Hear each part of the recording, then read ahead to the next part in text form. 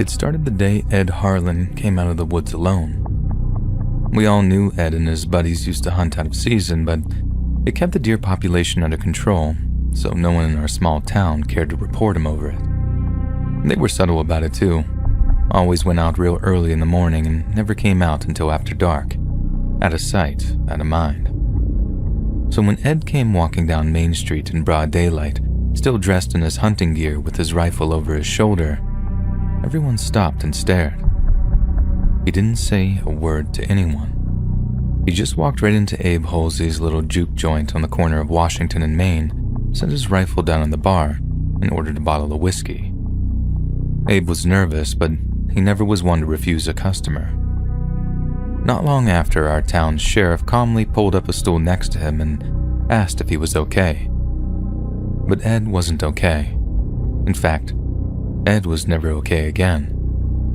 He had big dark circles around his eyes, and he was pale too, like he hadn't eaten in days. His hands shook as he brought the bottle to his lips, the fingers stained with dark patches of dried blood. "Where are your buddies, Ed?" the sheriff asked.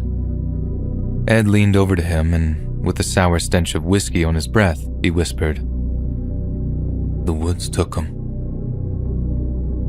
Ed was arrested, suspected of murdering his hunting buddies during some kind of psychotic break. Word was, the sheriff wasn't expecting to find any bodies, not out in the vast pine barren wilderness where bears and coyotes would pick their bones clean before the week's end.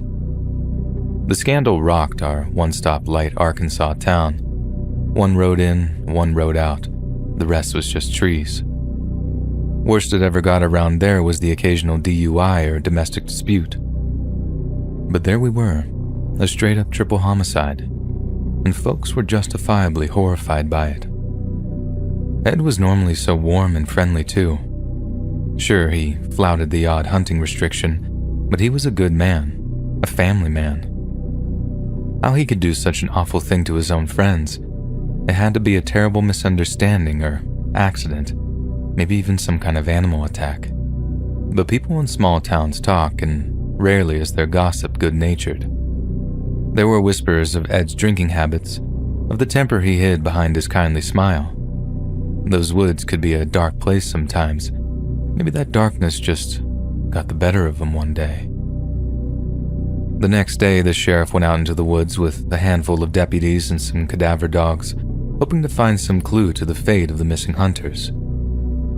3 trucks full of men with bloodhounds, shotguns, and enough dip to keep them wired for days set off at dawn, intending to make the most of the daylight. They were waved off from Main Street like heroes. The widows wanted their men back, even if it was just to put them to rest. A few hours later, I was working the lunch rush at a local diner when I heard screeching tires from the street outside. The search party had returned early and with bad news. The bodies had not been found.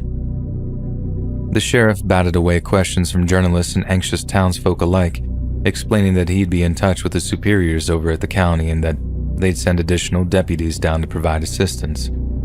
He was trying to act calm, but we could see it in his face. He was scared. We were told to go about our business as usual, but I could see the way some of the search party was acting. They'd seen something out there, in the woods, and it terrified them. When I asked my dad if we should leave town until things blew over, he scoffed at the idea. It was my final year of high school, he said, one of the most important of my education. Whatever happened out in the woods was a terrible tragedy, but we couldn't just pack up and leave. People had bills to pay, families to provide for. Mom agreed, saying those that had left town already were overreacting. Besides, there was a suspect in custody. It's not like anyone was still out there, creeping among the trees and waiting to claim another victim. I fell asleep that night with her reassurances in my ear. Mom was always so rational, so comforting, in the way that only moms seem to be. As I dozed off, I told myself that she was right, that things would get back to normal soon enough. But they didn't. They got much, much worse. The next morning, Bill Howard, whose pig farm was just a few miles down the road, was spotted driving his old pickup into town. He was a doer, a solitary man who rarely found time for social calls. He was only ever spotted during his monthly trips to the town's general store to pick up groceries. So naturally, people took notice when he brought his truck to a stop outside of the sheriff's office. They said he looked distraught, but it took until noon for the news to reach us. Something had slaughtered his hogs, every single one of them. It was no animal attack either. There was no missing flesh or teeth marks on any of the corpses. Instead, each and every pig's head had been torn from their bodies before being stacked into a pile just outside their pens. A pile that was almost twice as tall as Bill Howard. On top of that, it all happened while Bill was asleep. Normally, so much as a raccoon went near those pig pens at night, his hogs would start squealing something fierce and wake him up. But old Bill didn't hear a thing. Not so much as a whimper. Just wakes up one morning to find all his hogs had had their heads torn off. And I mean torn off, not cut. When the news about Bill Howard's hogs got around, even more people started to leave town. Not a whole lot, but you started to notice the odd family loading suitcases into the trunks of their cars, telling the kids that they're going on an impromptu vacation. Not that you could blame them. This feeling of unease seemed to hang over the community, a sense that things could only get worse before they got better. Dad just rolled his eyes and shook his head at them, but I remember my mom had this look about her, one I'd seen on the faces of more and more of friends and neighbors. "Are you kidding me, Jackie? You too with this crap now?" That night, my parents were still arguing as I climbed into bed, but beneath that anger, there was something deeper at work. Fear. But it wasn't until the incident at the church that people started to get really frightened. Pastor Mike had been the town's spiritual leader for almost 3 decades. He was a pillar of the community, present at almost all our family gatherings, both celebratory and sorrowful. He'd preached the Bible to 3 generations of our sleepy little town and knew us all by our virtues. But he also knew us by our sins. He knew every adulterer, every batterer, every problem gambler. Pastor Mike held all our darkest secrets right in the palm of his hand. Yet he'd never seen anything that shook his faith quite as hard as what he saw that morning when he walked into church. Mike walked into the main hall to find that the large white cross which stood at the head of the congregation had been utterly desecrated. It was almost completely wrapped in a web of dried roots, scratched to oblivion, and the face of Christ had been completely chipped away. In its place was a small wad of clay that had strange eldritch symbols carved into the soft brown surface. Tangled in the roots that clung to the cross were a collection of small bones, yet it was unclear which animal they had come from. He and some of his congregation spent the remainder of the day cleaning up and praying aloud together in an attempt to sanctify the place. They sang hymns, taking turns to speak passionately about the cleaning power of Christ, while a new cross was erected in place of the old one. It was an attempt to keep the townsfolk calm, but it was far too late for that, and the exodus had begun in earnest. Only this time it wasn't just trunks being loaded with suitcases full of summer clothes. It was windows being boarded up. It was frightened housewives bulk buying canned goods from the already half-depleted grocery stores. It was "Looters will be shot" signs being hammered into front lawns. All in all, about 1/3 of the town's population just packed up and left.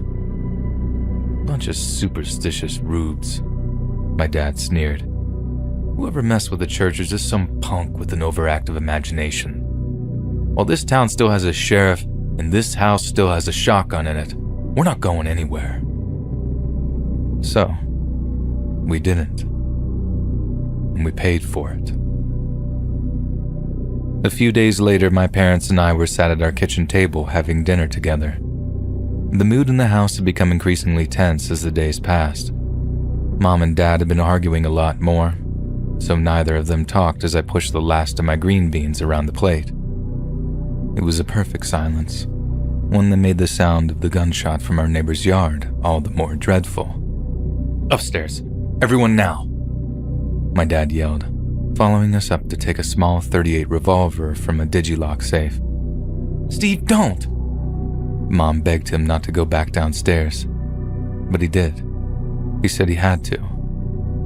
They were some of the most terrifying few minutes of my life, hiding up in a locked bedroom, not knowing if my dad was ever going to come back.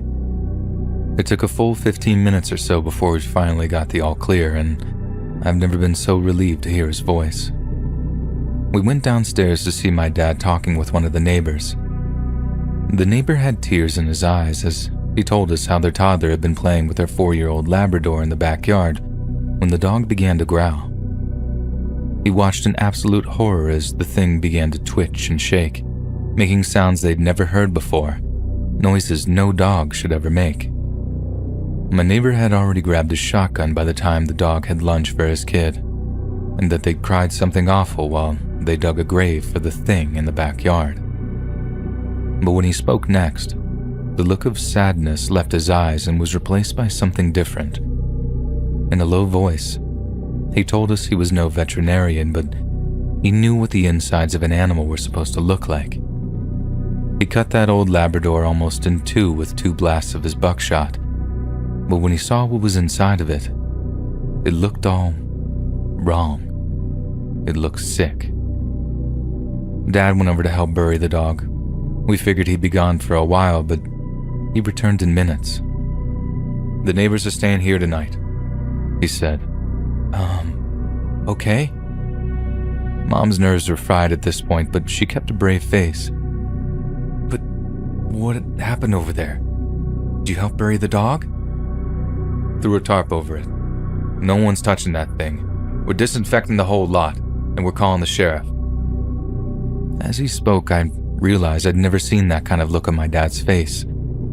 For the first time in my life, I actually saw him afraid. "Alex," he said after turning to me, "go help Mr. and Mrs. Perry with their bags." "Bags?" Mom asked. "Are we leaving?"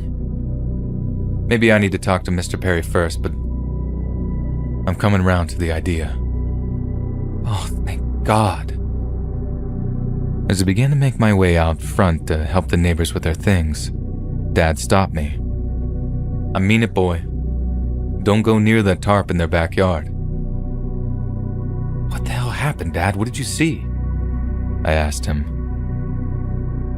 I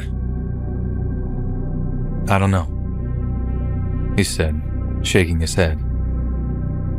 "It was a real mess out there, but, you know, when there's an earthquake or a hurricane or something, it's the animals that are first to feel it. You ever hear that?" "Yeah, I heard that," I replied. "Look outside. Sun setting. Birds should be chirping their feathery little butts off, but listen. Just listen to that."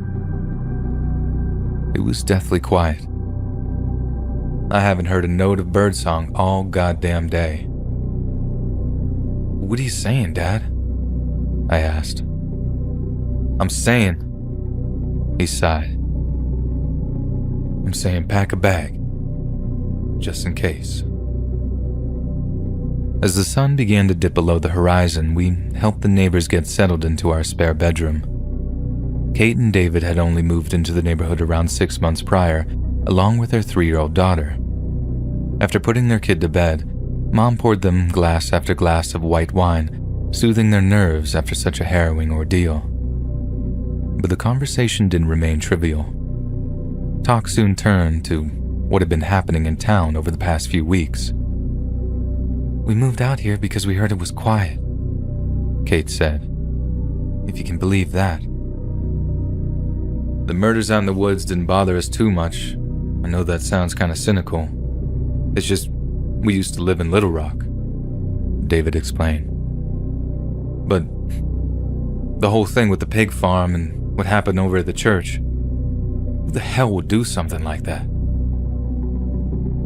I mean, we thought it was just all punks messing around with Farmer Howard at first. Went a little too far, sure, killing all those hogs. But then the church," my mom said, "seems almost satanic."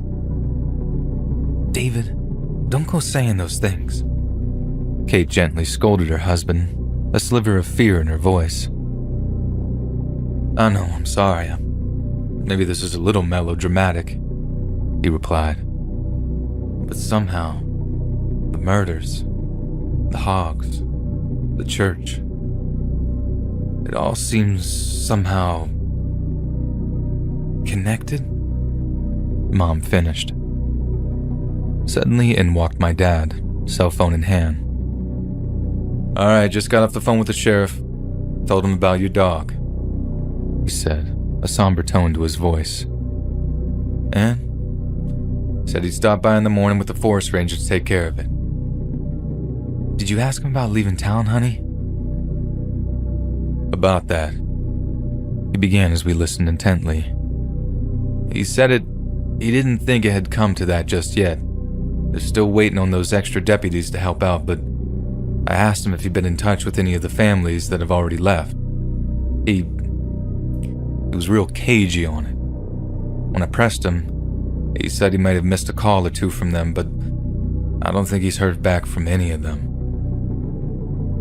As Mom tried to contact some of the families that had already left, our neighbor announced he was going to retrieve a shotgun from his abandoned home. "Disconnected? What in the world?" Mom looked confused. She held out her phone for us to see, but I could already hear the faint beeping of a dead number.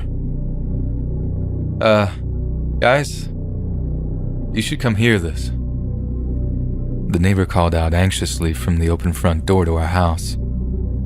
We got up from my seat, joining him at the open threshold, but as I did, I began hearing this low, scratchy, whining sound. My ears prick up, trying to work out just what the sound is and where it's coming from. Discordant, groaning, scraping sounds coming from the woods behind our houses.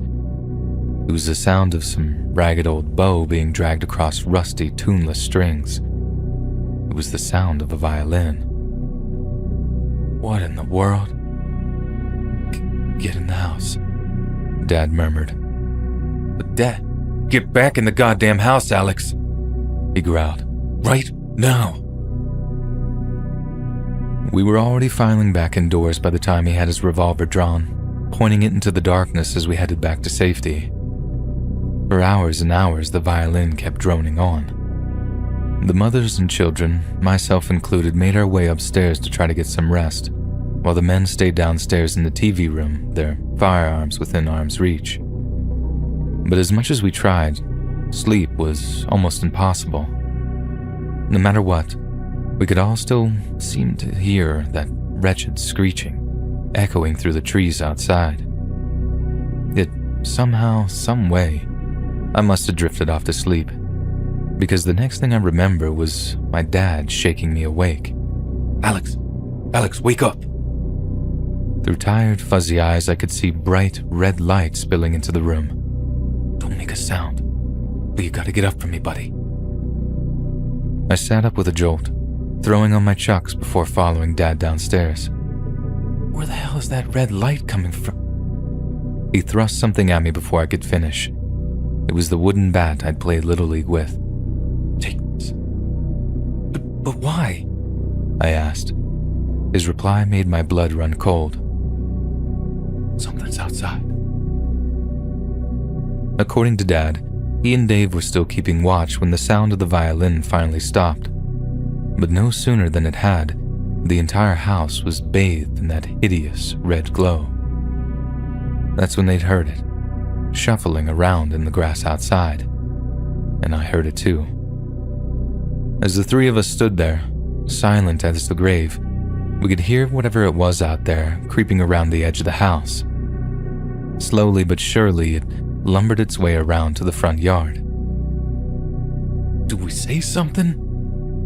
David frantically whispered. "No, stay quiet," Dad hissed in reply. With shaking hands, the men traced the movement of the thing outside with barrels of their weapons as it shuffled further and further towards the front door. Then we saw it. Through the frosted glass of a small panel window on the front door, we saw the shape of something hobble into view. "What the hell?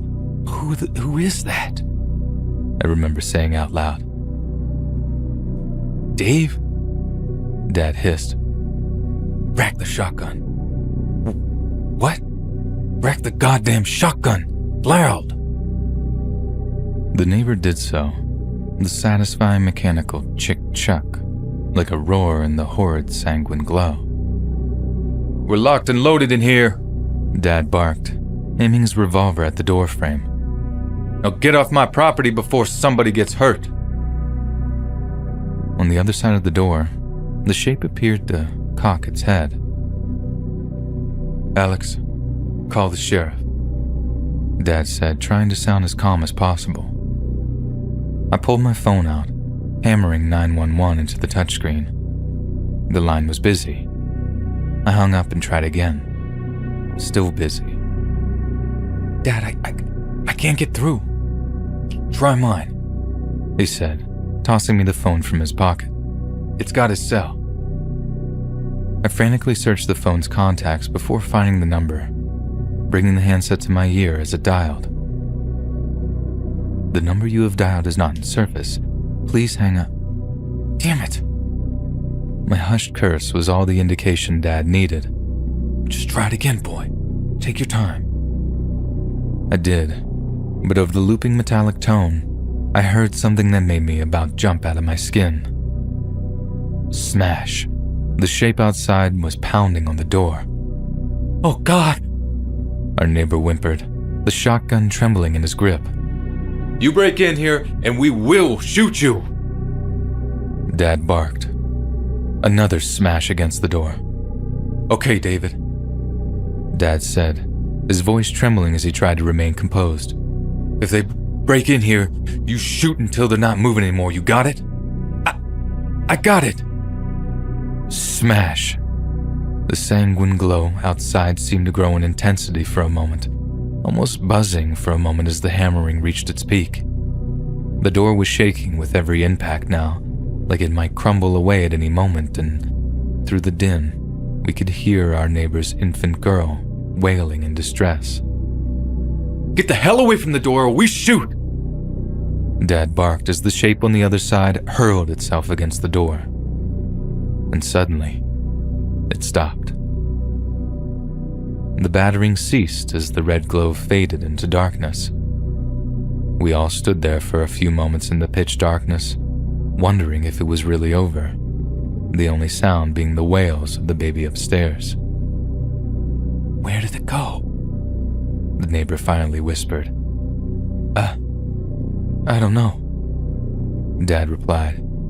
Should we check? No, we're not going out there, Dad said, lowering his weapon. Go see your kid.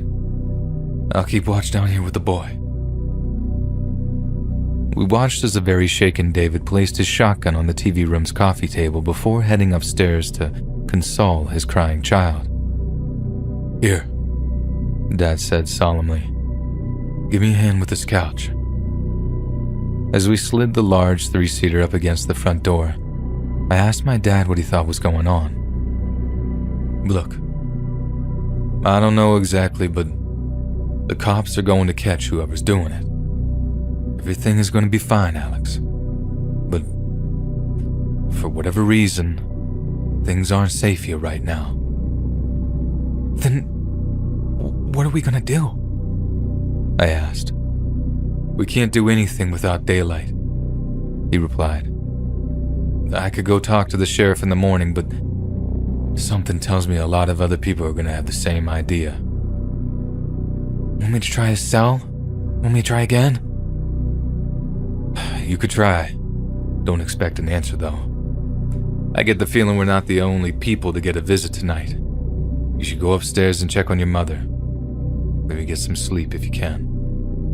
But you'll be fine, Dad replied, finishing my sentence for me. I'll be fine. Now go check on your mother. Dad was right. Ours was not the only home that had been attacked that night, and the sheriff sent his deputies out to spread word of a town meeting. Within an hour, almost 100 frightened residents piled into the freshly pre-sanctified church, each desperate for answers. "What the hell tried to break into our home last night, Sheriff?" they cried out as the sheriff addressed the crowd. "Where were you? We were calling all goddamn night." The sheriff simply stood there for a moment, soaking up the discontent. There was a deep exhaustion in his face, like the events of the past few weeks had somehow aged him by a decade. When he finally spoke, everyone fell silent. "I understand that you are all deeply concerned about the events of the past few weeks," he began. "But some of you here asked me questions I simply don't have the answers to. The only thing I can do is tell you what I know right now." The crowd was tense. You could hear a pin drop. "Almost a week ago now, I called the county for additional deputies to help us find the bodies of those missing hunters. The brass down there called me a couple days later, told me the deputies were on their way. Those deputies never arrived here in town, and the county hasn't been able to get any of them on the horn." There was nervous whispering among the assembly. "As for the families that left town in the days after the incidents, I haven't been able to get in touch with a single one. All their phones are dead, relatives ain't seen them. It's like they dropped off the face of the earth."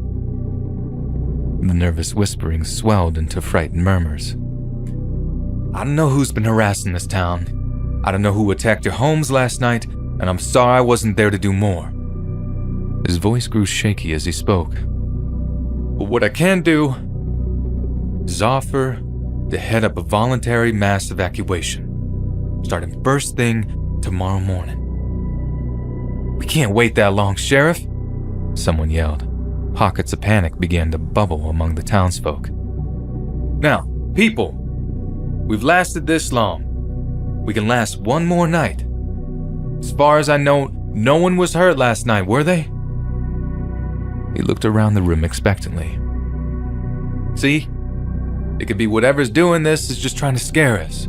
But at this point, quite frankly, I don't want to take that chance. So there'll be... Where are the McTells?" someone suddenly called out. The sheriff leaned over to a deputy who whispered something in his ear. "I believe the McTells left town a couple nights ago," he said. "Nah, Sheriff. I saw Ted in his driveway yesterday evening. They're here all right," another voice from the crowd announced.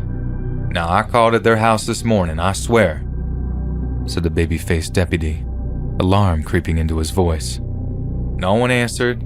I figured they just up and left." A group of men near the back stood up from their chairs and bolted out of the meeting hall's doors. The crowd got up and followed, listening to the sounds of manic revving and screeching tires as the men took off in pickups towards the McTell house. The house was just a few blocks away, so those capable of doing so pushed their way to the head of the crowd and began running in the direction of the fresh tire tracks. By the time we arrived, they had already kicked in the front door and were in the process of searching the house. A man walked out of the open front door so pale he almost looked green before spewing up his breakfast onto the lawn. Another joined him, tears in his eyes as he tried to console his nauseous friend. I don't know what compelled me, but I started walking towards the house. Dad stopped me with a hand on my chest, silently shaking his head. He was looking at something in one of the top windows. You could tell it was a kid's room. The wallpaper was plastered with goofy-looking colorful cartoon characters, but on the window pane was the single bloody smear of a handprint. The McTells were dead. Ted lay dead in the doorway of his child's bedroom, his eyes a milky white. Inside, the arms of his dead wife were frozen around the body of their toddler. Both corpses showed signs of being eaten. No one wanted to wait any longer. The exodus had begun. Less than 2 hours later, trucks and cars laden with people and belongings lined up along Main Street in a kind of ragtag convoy of terrified townsfolk. At its head was the sheriff's Escalade. A huddle of armed men gathered around it. Eventually, the sheriff walked up and down the lines of cars, informing people that we'd be waiting a little longer to see if any others showed up. But it was already nearly late in the afternoon by that point. There were only a few hours of daylight left and people were starting to get nervous. Thankfully, we didn't have to wait much longer. The sheriff and his armed escorts let out whistles and shouts, piling into their vehicles and gunning their engines as the convoy finally began to get moving. I remember looking out of our car's window at the place I'd spent the first 19 years of my life in, wondering if I'd ever live to see it again. It was only during the drive out of town that we began to see just how different the woods were. They were hideously overgrown. The bark of the now mammoth trees cracked and warped from the strain of their rapid growth. A thick canopy of leaves and twisted branches had formed, plunging all that passed underneath them into shadow. Mom and I gawped out of the windows, awestruck by the terrifyingly unnatural flora, while Dad struggled to keep his eyes on the road. After a few more miles of smooth driving, the convoy began to slow to a crawl. Tension grew in the car as we waited to discover the cause. In large rough patches, the road had been torn up and rendered impassable. We had to get closer to see exactly why. Roots. Twisting woody tendrils had slowly erupted through the concrete. It was so bad in places that we were forced into a kind of slalom, the convoy swerving back and forth as it slowly edged around each hideous obstacle. But before long, the convoy yet again ground to a halt. "The hell is it this time? Come on, get moving!" Dad growled. But no one moved. Instead, people began to slowly get out of their cars. Reluctantly, we joined them, walking to the sides of the road to get a glimpse of the holdup. And what we saw terrified us.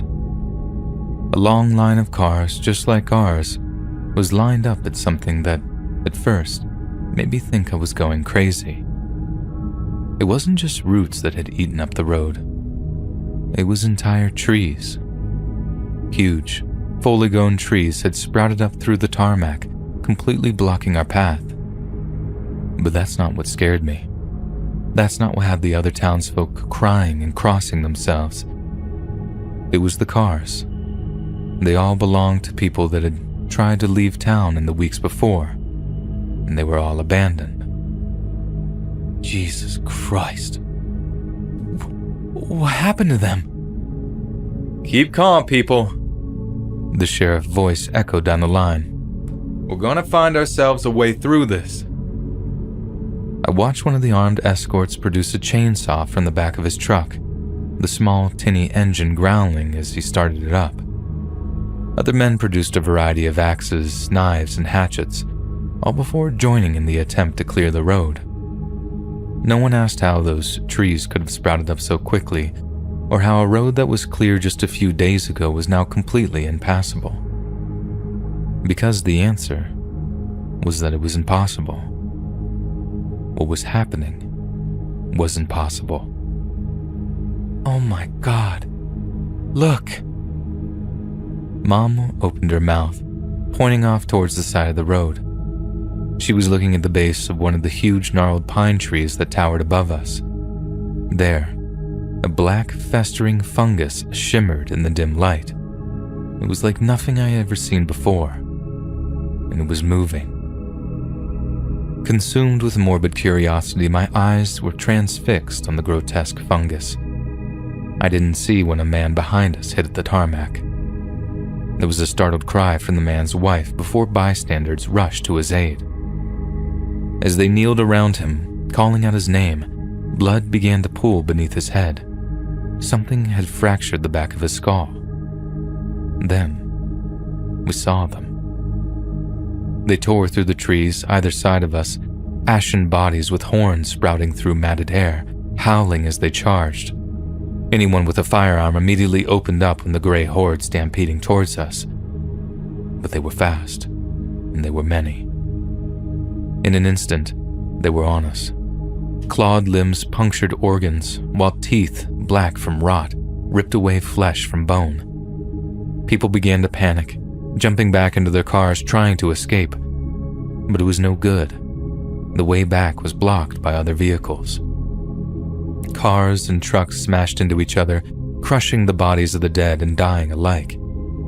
I distinctively remember the man with the chainsaw using it to slice into the torso of one of the beasts, a spray of red mist thrown up from the open wound. It was chaos. One of the things rushed Dad, screeching as it came. One shot from his .38 brought it down, but it kept crawling, cackling as it dragged itself towards us. I felt the baseball bat in my grip and stepped forward to finish it off.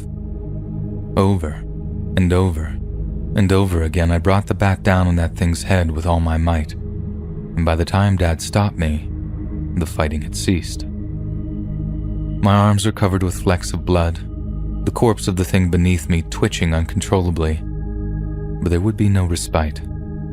A blood-curdling scream erupted from one among the survivors. In her hand, she held a set of the creature's horns, revealing them to be nothing more than a part of a primitive, woven headdress. And they didn't have clawed hands at all, simply sharpened sticks they'd tied to their forearms, and there was evidence the first of our number had fallen following the well-placed throw of a rock. People began to examine the bodies that hadn't been shot to pieces in the ambush, and as they did, made a horrifying discovery. These weren't a pack of monstrous creatures, somehow spawned by the woods. They were the people that had tried to leave town in the weeks prior. We lost a lot of people that night on both sides of the fighting, people I'd known all my life, but they were losses we didn't have time to dwell on. In a daze, we survivors got to work pushing aside the now ownerless cars before hauling off the dead and covering them as best we could. Then, bloodied and shaken, with the wounded lying in the back of the pickups, we turned around and headed back the way we came. Back into town. Back into the nightmare we'd been so desperate to escape. It was a ghost town, not a soul in sight. The desolation was chilling. That ragtag convoy of survivors tailed the sheriff's vehicle back to the sheriff's office, and no one dared to go anywhere alone. Those that didn't follow him inside waited in their cars as armed men stood guard around them. The sheriff unlocked the armory, telling deputies to hand out weapons and ammunition to those in need. The wounded were given aid, but more tears were shed when it found that many of them had succumbed to their injuries on the ride back. One by one, people began to notice that they had no signal on their cell phones. Panic rippled through us. Hope was wavering thin, but the sheriff was quick to reassure us. The department had a satellite phone in case of emergencies. Dad and I watched him make the call on a line that should have been crystal clear, but the distortion was so audibly bad that the sheriff had to repeat himself over and over, shouting into the handset to be heard. He told his superiors that they were cut off and that we needed air ambulance units. We hung on to every word, trying to gauge the response from the other side. It was no good. They didn't seem to grasp the severity of the situation. We needed the National Guard, but they'd take 24 hours to get to us. An air ambulance could arrive within an hour, but we needed a fleet of them. In the end, it seemed the best they could do was send 3 helicopters to pick up the survivors in 2 runs, one within a couple of hours, the next at dawn. It was decided. The women and children and wounded among us would be airlifted out first. Then, it would be up to the remainder to survive until morning. It was deathly quiet before the first helicopters arrived. In the late summer, Arkansas nights are invariably scored by a symphony of crickets, but not tonight. No one had seen or heard any wildlife for quite some time. We were huddled together, terrified and skittish, and we felt like prey. Dad and I argued in hushed voices about the prospect of me getting into the first flight of helicopters. I flat out refused. There was no way I could abandon him. I reminded him that I wasn't a child anymore. I expected him to seethe with anger that I'd talk back to him, but he didn't. "It's not that, Alex," he said, sadness creeping into his voice. I just can't watch you die here." The reality of the statement was horrifying. We were in a situation in which the last thing we might ever see would be the violent death of a loved one. The thought was unbearable, yet I still couldn't leave him. But I wouldn't get the chance to argue my point. Every conversation was silenced by the emergence of a man from the department's jail cells. Heads turned, jaws dropped. It was Ed Harlan. "Extenuating circumstances." The sheriff followed him out, uncuffing him in front of the nervous audience. "Good to see they let you out, Ed." A nervous voice spoke up from the darkness. Ed didn't say a thing in reply. He just nodded, heavy hunting boots thudding as he walked over to the open gun locker and took out a 12-gauge. We're sorry about your buddies," said another. He stopped racking shells into the shotgun for a moment and looked at the man, and we could all see that there was just nothing behind his eyes, like a piece of his soul had been left out in the woods the day he walked back into town. Without a word, he walked outside onto the concrete steps of the sheriff's department, stopping only to take a pack of cigarettes from a man's shirt pocket. There, he lit one up, starting out into the darkness, the loaded 12-gauge on his shoulder. We didn't hear a single word out of Ed's lips for the rest of the night, even when the first helicopters began to arrive. "They're here! Thank God they're here!" someone cried as the muffled thudding of distant rotor blades became audible. We rushed outside into the darkness, seeing the distant helicopter's lights blinking red and white in the night sky. One of the sheriff's deputies fired off a flare gun at the corner of a nearby intersection, illuminating the potential landing area with a warm orange glow. The chopper's downdraft kicked up dust and debris as they took turns landing at the intersection. We helped load up the wounded. Screaming can be heard over the cacophony of rotor blades. Men hugged their wives and children, some shedding tears, the uncertainty of their separation being too much to bear. No one knew when or if we'd see each other again. Then as quickly as they'd arrived, they were gone. We watched as they ferried the most vulnerable of us to safety, their blinking lights growing smaller and smaller until they disappeared entirely. There were just 11 of us then, and less than a dozen compared to the hundreds of people that had occupied the town just a week before. And as my eyes flickered between the fear-carved faces of those that remained, something terrible occurred to me. The attack on the convoy was preceded by the roaring of chainsaws and the clacking of axes splitting wood. The noise had drawn those twisted beings from the deepest, darkest reaches of the woods. If we summoned a pack of feral people with just the revving of a chainsaw, what in God's name would 3 helicopters attract? In the dead of the night, we got to work transforming the quaint county sheriff's office into a veritable fortress. We smashed up all the tables and chairs we could find, nailing wooden boards over exposed windows. The exterior of the building looked like a light show with torch beams crisscrossing each other as men armed with shotguns scanned the tree line. As I peered out of a crack in one of the boarded-up windows, I overheard the sheriff approaching my dad. "Can the boy shoot?" "He's fired at 22 over at his grandpa's house. Nothing bigger." "Every man here needs to be armed, Steve. I know that's not..." "No, I get it," my dad replied. "I give him my .38, but kicks like a mule." That was not the response I was expecting. "I'll have one of the deputies give him his 9mm. Should be enough for him to handle."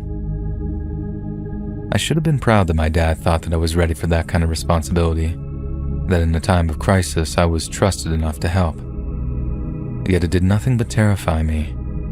If I was being given a firearm to defend myself with, things were as bad as they could get. It was about then that I noticed one of the flashlights outside began to flicker. The man holding it shook the thing for a moment, smacking the end with an open palm, but it didn't help. It died in his hand as I watched his expression fade from confusion to panic. Another of the men went to his truck to grab a spare battery when his flashlight failed too. Then another man's light faded, then another's, until one by one, every flashlight outside the station flickered out. "Dad," I said quietly, "something's happening." No sooner than I'd spoken, the lights in the sheriff's department cut out too. We were plunged into complete darkness for a moment before several lighters sparked into life, bringing just a flicker of light back to us. "What the hell?" someone asked. "Power's out all over town. I don't know, just be ready," one of the deputies said nervously. But we could never have been ready for what came out of the woods that night. Never. From deep in the tree line, that same grim crimson glow began to emanate through the trees, bathing the entire area in a sickly, sanguine glimmer. That's when we saw them. 4 figures walking slowly towards us through the woods. Not one of them made a sound. They just stood at the edge of the tree line, 4 motionless silhouettes, watching us. It was Ed Harlan who first spoke. "That you, Henry?" One of the figures shifted a little. "Jesus Christ," someone muttered. "No wonder we couldn't find the bodies." The sheriff rushed outside, dragging Ed back into his office before he did anything reckless. He'd been locked up for just over a week for the murder of his buddies. Yet there they were. Only, they were different. Once Ed was back inside, we locked the door and piled furniture against it for what we assumed would be the inevitable assault. When it came, it was worse than I could have ever imagined. Since the only light was the faint red glow that seeped through the cracks in the boarded-up windows, the deputies rushed to retrieve some oil lanterns from the station's storage room. Once lit, they revealed something in a corner of the department's reception area, something that wasn't there before. It was a hole. Or to be more precise, one large hole in the floor surrounded by many smaller holes that appeared to have been freshly bored into the wood. "What the hell?" someone remarked, edging towards the deep, dark opening. "Hey, keep away from that thing," someone hissed. But that man didn't listen. Suddenly, what could be best described as a huge black-legged tick scuttled out from the cavity and across the floor with lightning speed. The curious man aimed his shotgun at the creature, but it was too fast. It leapt onto the top of the weapon, scuttled up the stamped steel, then lunged, plunged its mandibles into the soft flesh of his neck. He opened his mouth to scream, but all that came out was a wet gargle, and for a moment, we were mesmerized by the stomach-churning sight of the tick thing's blood sac, swelling and darkening as it filled with the dying man's blood. I don't know who fired the shot that turned the tick thing into a slurry of black gore. It didn't matter that its victim took a peppering to the face either. He was already dead. Another man fired a few shots down what we now realized was a tunnel. "Someone cover that thing over, for Christ's sakes," the sheriff cried. We flipped a table and used it to block off the tunnel's entrance, a temporary solution to a much greater problem. Hey, something's outside," someone barked. "One of the missing hunters?" another asked. "Nah, ain't like what attacked the cars either. This thing's fast. Real fast." "Jesus Christ," another yelped. "I saw it too. What in the name of God is that thing?" The next thing I know, the screech of heavy furniture raking against a hard floor echoed around the room. There were terrified screams as we prepared to face the terrible new threat, only to find it was Ed Harlan making the noise. He was removing the barricade and unlocking the front door. "Hey Ed, what the hell do you think you're doing?" Ed remained silent. He just closed the door behind him and disappeared. "Goddamn coward!" We rushed to replace the barricade, fearing the thing outside might come crashing through the sudden weak spot in our defenses. But it didn't. Whatever was out there didn't even make an attempt. Ed's flight might just have been the distraction we needed, but our luck didn't last. Minutes later, something smashed into one of the boarded-up windows to the rear of the sheriff's office. One of the men struck the barrel of his shotgun through the newly smashed gap in the barricade, firing off a few shells before a howl of pain could be heard from outside. Then, a deep thumping sound on the roof of the office made us freeze. Something heavy, something huge, was moving around up there. I felt the goosebumps on my skin as a deep silence settled over us for the first few moments, waiting for the thing to move again. What came next was an explosion of masonry and wood splinters as the roof came crashing down around us. And even before the dust had cleared, we could all make out the huge bipedal beast that suddenly stood before us. It turned to me, black eyes looking out from grotesque avian features, and the screech that followed was so ear-splittingly loud that I thought my skull might split from the sheer force of it. I closed my eyes, dropping to my knees as the nightmarish images of rot and decay flashed behind my eyelids. Then, just as sudden as it occurred, I was free from the agony. When my vision fully returned, the first sight to greet me was that of the beast, splayed out on the floor, torn apart by shotgun blasts. Only whatever eldritch life force the beast possessed wasn't entirely extinguished. It began to twitch and fracture, splitting apart. Then we watched in utter horror as the huge avian beast's limbs took on a sentience of their own, sniffing the air before squirming hungrily towards us. Another burst of shotgun fire followed terrified screams from the traumatized survivors. Then the thing moved no more. A moment later, we heard yet another roar approaching the sheriff's office, only this one was much more welcome to our ears. It was the sound of a pickup truck tearing along Main Street and past the sheriff's department, crashing into the nearby field and towards the glowing red tree line. Music was blaring from the open windows, a tune that sounded vaguely familiar to me. That's Ed Harlan's truck. Is he out of his goddamn mind? Someone exclaimed. The pickup braked just before crashing into the trees. Ed Harlan got out, then pulled away a tarp covering the rear storage, revealing its cargo. Gas canisters, maybe 24 of them, were stuffed into the truck bed. One by one, Ed began unscrewing the caps before emptying the volatile contents into the tree line.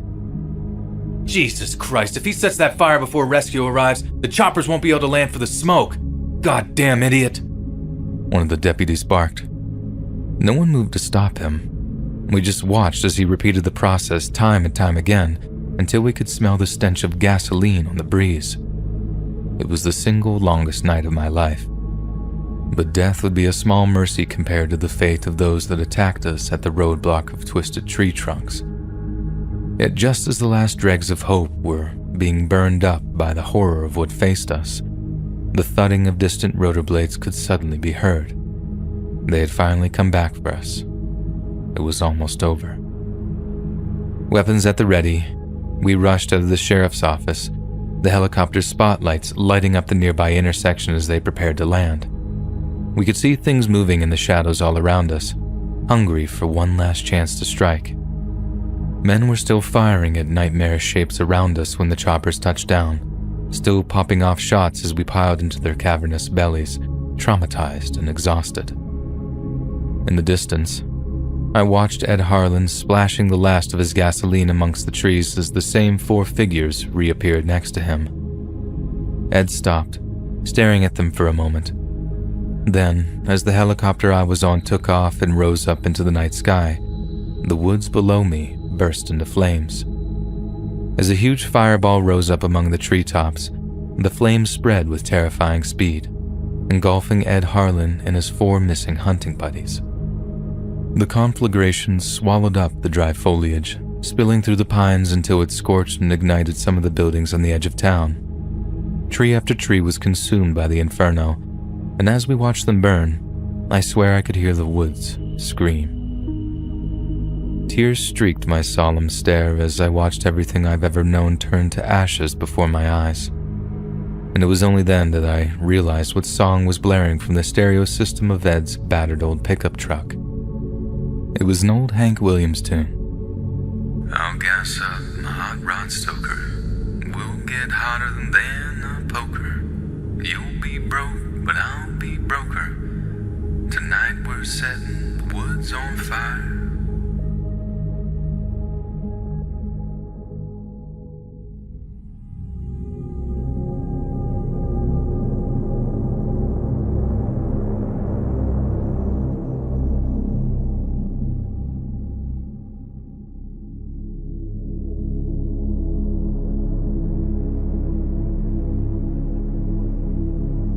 United States Department of Defense. Classified document. Access restricted to DV security clearance. Distribution will result in arrest and prosecution under Section 2B of the United States Espionage Act, 1917. The following is a copy of a handwritten letter seized from Operator 734-812, call sign, Horace. March 11th, 2017. Hi, Mom. I'm so sorry I haven't wrote to you in a while, but this new unit doesn't allow outside communication. They don't know I'm writing this, so please keep it to yourself, and don't show or tell anyone, not even Dad or Steph. I miss you all so much, but please, you have to keep this secret. Honestly, I think I made a huge mistake in volunteering. I knew SEALs were going to be hardcore, but this new unit is on another level. I signed up to the military to serve our country and make Dad proud. I thought volunteering would be doing the right thing, but the stuff they make us do is just wrong. I don't know who the hell I'm working for anymore. I don't even think they're subject to any kind of federal oversight. And then the kind of crap they got us dealing with? I've never been so scared in my whole life. It makes Syria seem like summer camp. First operation was last night, and I feel sick to my stomach just thinking about it. We were attached to a section of the CIRG, CIRG, or the Critical Incident Response Group. They're the FBI's counterterrorism guys. Think SWAT, but with more expensive toys. But instead of going in with our own uniforms and patches, we were given a bunch of their stuff to wear. Then told to say that we were part of Counter IED team out of San Francisco. They were so nice to us, Mom. Treated us like their brothers, and what we did to them was just... it was evil. They kind of figured something was off when they saw we had a helmet and weapon cameras attached to our gear. They had all the recording equipment taken away from them prior to the operation, but like many of us, they didn't openly question it.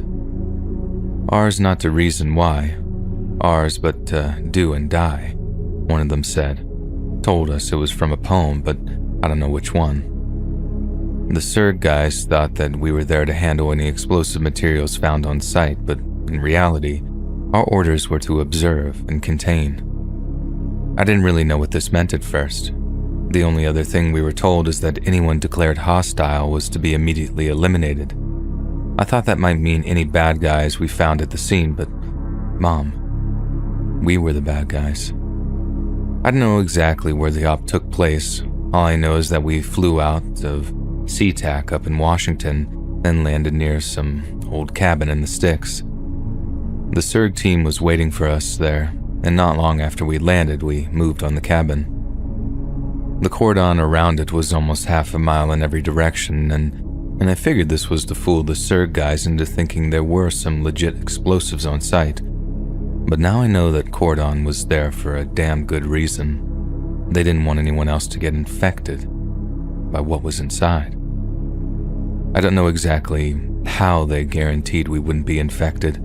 I think there was something inside our helmet lining that kept it out, but whatever it was, the counterterrorism guys didn't have it, and I know that it was on purpose. We figured almost right away that no one was living there.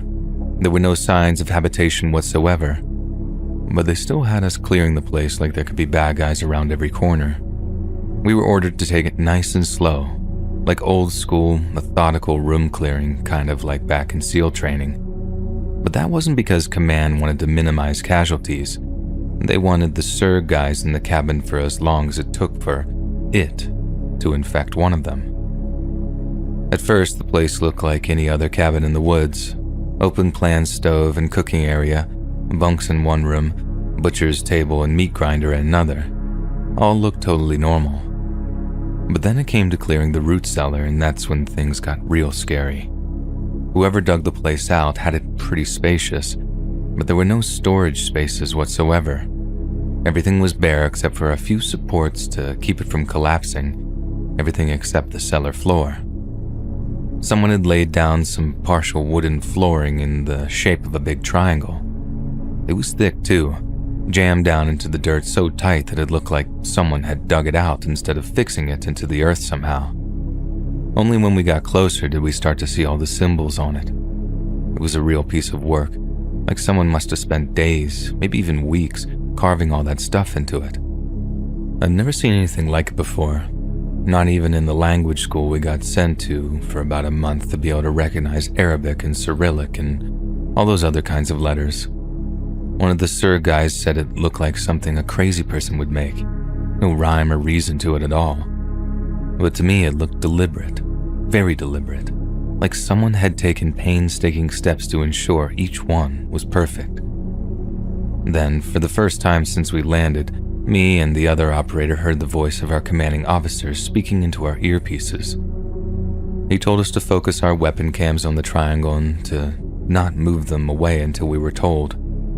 We had to stand there for a good few minutes before we got new orders to back into the corners of the cellar, facing the Surg guys.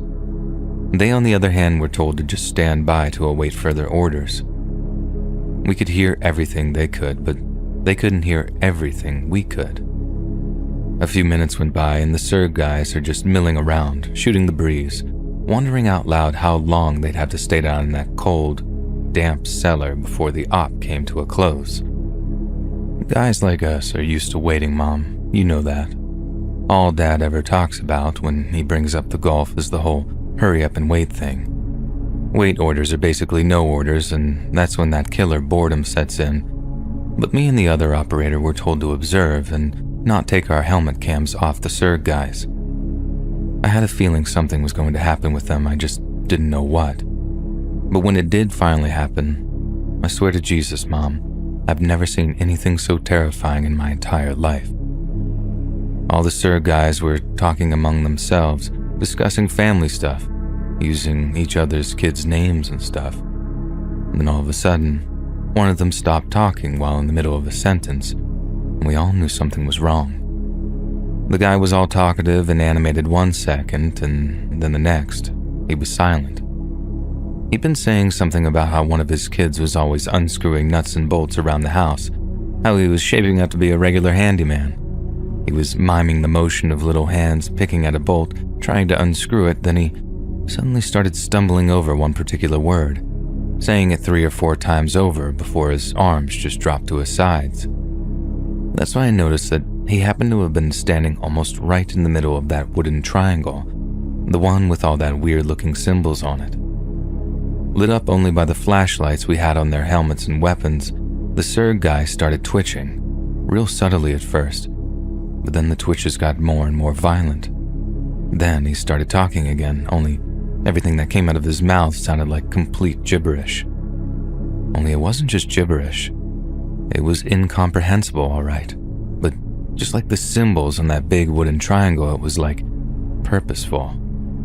There was a meaning behind all the stuff he said, even if it was a meaning that none of us could recognize or understand. The other Surg guys tried to help him, asking what was wrong and trying to contact their command to call in help, but their communications weren't working. Someone back at the cordon must have disabled them. That's when they asked me and the other operator to check our comms and call in help if we could. I actually moved to do so, and that's when I heard the voice come through my earpiece again. It just said, Horus, which is my call sign. Do not engage. Observation only. I just put my hands back on my weapon and did as I was told, focusing my eyes and my helmet cam back on the Surg guys. Then, I swear to God, Mom, I swear on Grandpa's grave, I watched as the guy's eye protection began to fill with some kind of dark fluid. It started slowly, but then it was clear for all to see. His goggles were filling up with blood. And as it started to leak out down his cheeks and around his nose, the Surg guys started freaking out. They were trying their comms again, screaming into their mouthpieces that they needed urgent assistance. And when they turned to us again, there was anger in their voices. One told us, "Don't just stand there." Another asked us, "What the hell's wrong with you?" But I just did as I was ordered, Mom. I just stood there and watched as the guy's words were choked off by something in his throat. And then, in an instant that horrified every single person in that cellar, something started to come out of his mouth. Not blood, though. Something solid and organic, like his own lungs were trying to crawl out from between his teeth. But they couldn't have been his lungs, because although they were all fleshy and pink, just like regular organic tissue. The things that came out of his mouth were all long and thin, almost like the limbs of an octopus or squid. Right after that, we heard Command say something into our earpieces. Affected agent is declared hostile. Open fire. I almost couldn't believe what I was hearing. They wanted me to shoot that guy, Mom. Only, I hesitated. I couldn't do it. They train you to shoot the bad guys, Mom. They don't train you to murder your own. Like I said, I hesitated, but the other operators didn't. He just raised his rifle and started shooting. But he didn't just shoot the guy a few times. He shot him until he fell, until the blue-white light flickered out and left his eyes.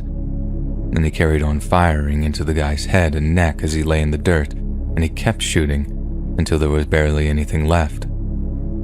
The SIRG guys were about ready to execute the other operator right there and then. One even had his weapon pointed at the guy, telling him to put down his rifle and put his hands in the air. I think they actually thought that they were going to arrest the guy there and then, but they had no idea what was about to come next. Right then, as the SIRG guys are completely freaking out, ready to just about lynch the other operator, who I only know as Apis, the SIRG comms flickered back to life over all our radios and told them all to stand down. Orders then came down for the SIRG guys to remain in place while the CIED operators, which meant us, were to exfil from the cabin. I was scared they might shoot us in the back as we climbed out of the root cellar, but they didn't. They just did as they were told. Theirs not to reason why, just like one of them had said. As we walked outside, I got the first of many sick-to-my-stomach feelings I've had over the past 24 hours or so. About 20 yards away from the front entrance, there was another team from our unit, and in front of them was 4 body bags, enough to hold each member of the SIRG team. 3 of them were the jet black I've become all too familiar with during my time in the military, but another was unlike any of the body bag I'd ever seen before, bright orange. I don't think I need to tell you which of the SIRG team was to go in that one. Me and Apis were told to stand by as the other team, who all wore the same, all-black, unmarked uniforms our unit normally wears, went into the cabin to collect the body of the dead SIRG agent. Only 2 re-emerged carrying the bright orange body bag, and just as I started to wonder what the others might be doing, I heard a few screams in unison, then the sound of a grenade going off. The explosion was followed by a few shots before everything went quiet. That quiet was only broken by the sound of a voice coming from behind us, a voice saying, "A fine job you did in there, boys." When I turned, I saw the voice came from a short, middle-aged man wearing a tweed jacket while flanked by 2 more black-clad operators. He looked like a librarian and he spoke like one too, in this quiet, almost relaxed voice, one full of calm and confidence. He told Apis to join the rest of the unit in loading what he called the sample onto a waiting chopper back at the cordon. And looking at me, he smiled, and in that same calm librarian's tone, he told me something to the effect of, "I know you're a member of the team, but I don't want you to hesitate like that again. Swiftness of obedience is crucial to our operators' effectiveness, a requirement for moving forward. And that's very, very important. Because for you, there is no going back now." They don't allow us to read any news from outside here, Mom, but I can imagine what the headline said. 4 FBI agents killed in counter-terror raid, while the article goes on to say how they made the ultimate sacrifice in some courageous attempt to bring in some dangerous terrorist, one who opted to blow everyone to pieces rather than to be taken alive. But the truth is, we killed them, Mom. We killed our own guys out there. And I can't be a part of it. I won't be a part of it. I'm going to find a way of sending you this letter after I escape from the base here, but I know they'll be coming to look for me, so I can't come home just yet. Like that guy said, there's no going back for me now. Not if they have anything to do with it. I promise I'll be in touch as soon as I can, but please, when you're done reading this, just burn it. If there's evidence that I've contacted you, that you knew I was going to escape, God knows what they'll do to you to get me to come back. Just please know that I love you, Dad, and Steph with all my heart, and that I'll do anything to make sure we can all be together again someday. I love you, Mom. Stay safe, and don't tell them a goddamn thing. Your loving son, Jake. Operator 734-812 was apprehended not far from the Foundation facility following his attempted desertion on the night of March 18, 2017. He has since been terminated, with false records of mental health conditions being planted in his U.S. Navy psych history. To all outside observers, Operator 734-812 suffered from complex post-traumatic stress disorder following his return from Man Beach, Syria, with these ongoing mental health problems causing a catastrophic breakdown around the same time he volunteered at the Foundation. Operator 734-812 has since been entered into the National Missing and Unidentified Persons System and will remain on said system until he is declared deceased in absentia. The director has recommended a complete review of all recruit psychological testing programs, with new procedures set to come into effect by the end of the year. Although the encounter with SCP-427195 was Horace's first, we must more readily assure the psychological preparedness of potential recruits prior to their deployment. The clandestine integrity of the Foundation is to be maintained at all times. We must ensure that no other incidents of this nature are allowed to take place. Assistant Director, Acre, 002-696.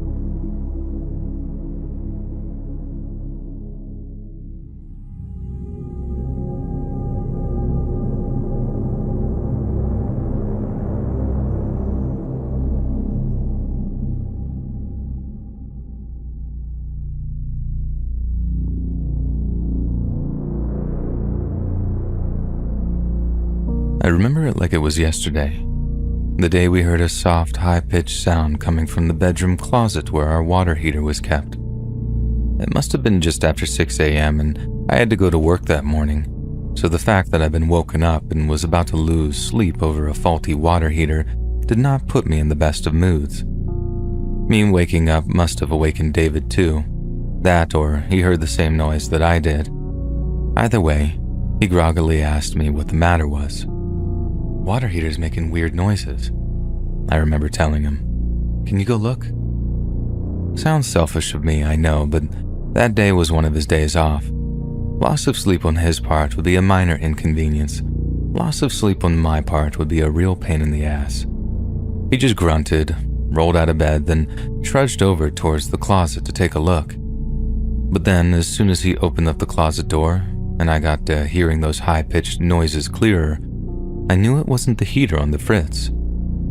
As I sat up in bed, I saw the dumbstruck expression on David's face. His mouth was agape. His eyes were wide and bloodshot. And as I crept out of bed and over to the closet to confirm what I already knew in my gut, I couldn't help but state the obvious. It's a baby, I remember saying. I know what it is, honey, he replied, too stunned to sound remotely patronized. But how did it... I didn't finish the question. It seemed too ridiculous to ask, but we were both thinking it. How in the hell did it get there? The bare infant was lying on its back on the wooden floor of the closet, gently mewling, eyes closed, arms and legs making delicate movements in the dim light. When David moved to pick it up, pure astonishment had me holding him back for a second. It was a caution brought on by pure, fearful instinct. Nothing about it made the slightest bit of sense, yet it was only a matter of seconds before the disbelief was overridden by the surrogate desire to care for it. I quickly deduced that the best course of action was to call the Child Protective Services when their phone line opened up at 9:30 a.m. We could take our sweet time trying to work out how the hell the baby had gotten there. The priority was getting it the care it needed.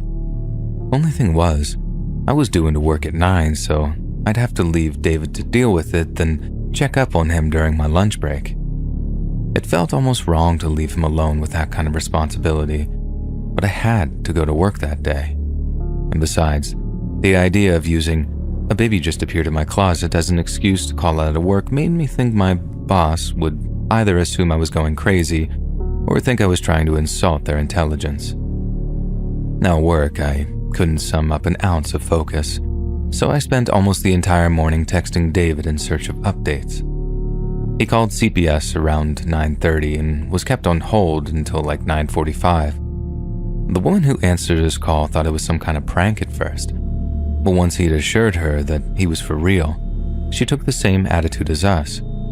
Get the kid the care it needs, then fill in the gaps later. She told David that since we're dealing with an infant, our call would take priority and she'd have someone call over to the apartment by 11 a.m. to collect it. It was a weight off my mind, but one that was quickly replaced with all the questions we'd chosen to put off, the primary being, how did it get there? In theory, someone could have placed it in the closet, as the back wall was connected to the neighboring apartment, and as much as it seemed impossible that someone removed and replaced a section of wall without waking us up, it remained the only plausible explanation. Just after 11 a.m., I texted David for an update. He told me he was still waiting for CPS agent to show up, and it made sense that they might be a little late. But when 11:30 and 11:45 rolled by and they still hadn't arrived, he told me he called them back to see what the holdup was. That was the last I heard from him. I texted him 2 or 3 more times to get an update, and when he failed to reply, I called just as many times without getting an answer. And then, at 12:30 p.m., when my lunch break started, I practically ran down to my car and drove back to the apartment to see what was going on. It was about a 20-minute drive from my office to the apartment block we lived in, and around halfway into the journey, I got a call from an unknown number that I answered using my hands-free. "Hi there, can I speak to Katie Weston, please?" a voice asked. "Speaking," I replied. This is Mona West from Child Protective Services. We had a call from your boyfriend this morning regarding an abandoned infant found at your address. An agent just called over, but there's no answer from the apartment number he gave us. Can you, get him to call us back at the earliest possible convenience to rearrange another pickup?" "Sure, of course, we'll call you back ASAP," I said, unable to understand why David wouldn't have answered the door. The caller thanked me before hanging up, and as I finished the remainder of the drive, I felt a deep concern bubbling up inside me. I pulled into our apartment building parking lot, shut off the engine, and rushed to the back door to let myself in. I climbed the stairs, walked down the corridor to our apartment, then, as I slid my key into the lock and opened up the door, I called out David's name. There was no reply. I couldn't imagine where he had taken the poor little thing, but my best guess, the one that had that concern reaching boiling point, was that he had taken it to the ER for some reason. I'd like to be able to tell you that walking into our living room answered my questions, how the sight that greeted me helped make sense of what was going on, but in reality, what I saw horrified me beyond all comprehension. Lying on the carpet, in the middle of the wooden floor, was a dead body, barely recognizable as human. The clothes it once wore had been torn to blood-soaked rags, and huge chunks of flesh were missing from just about everywhere you can imagine. Its face was completely gone, the abdominal cavity was almost completely empty, and the flesh of its thighs had been torn away until bloody strips of femur were visible in the bright midday light. Leaning over the body, on their knees, was a fully grown adult. They were completely naked, covered in blood, and they were in the process of reaching down to tear off hunks of raw skin and muscle with their bare teeth. They were completely bald, lacking any eyebrows or body hair, and as they looked up at me, half-chewed lumps of meat tumbled out of their mouth and down onto the gore-soaked carpet. That's when I saw the bloody naked person that kneeled in front of me at David's face. It had his face. I recognized that in an instant, but it most certainly wasn't him.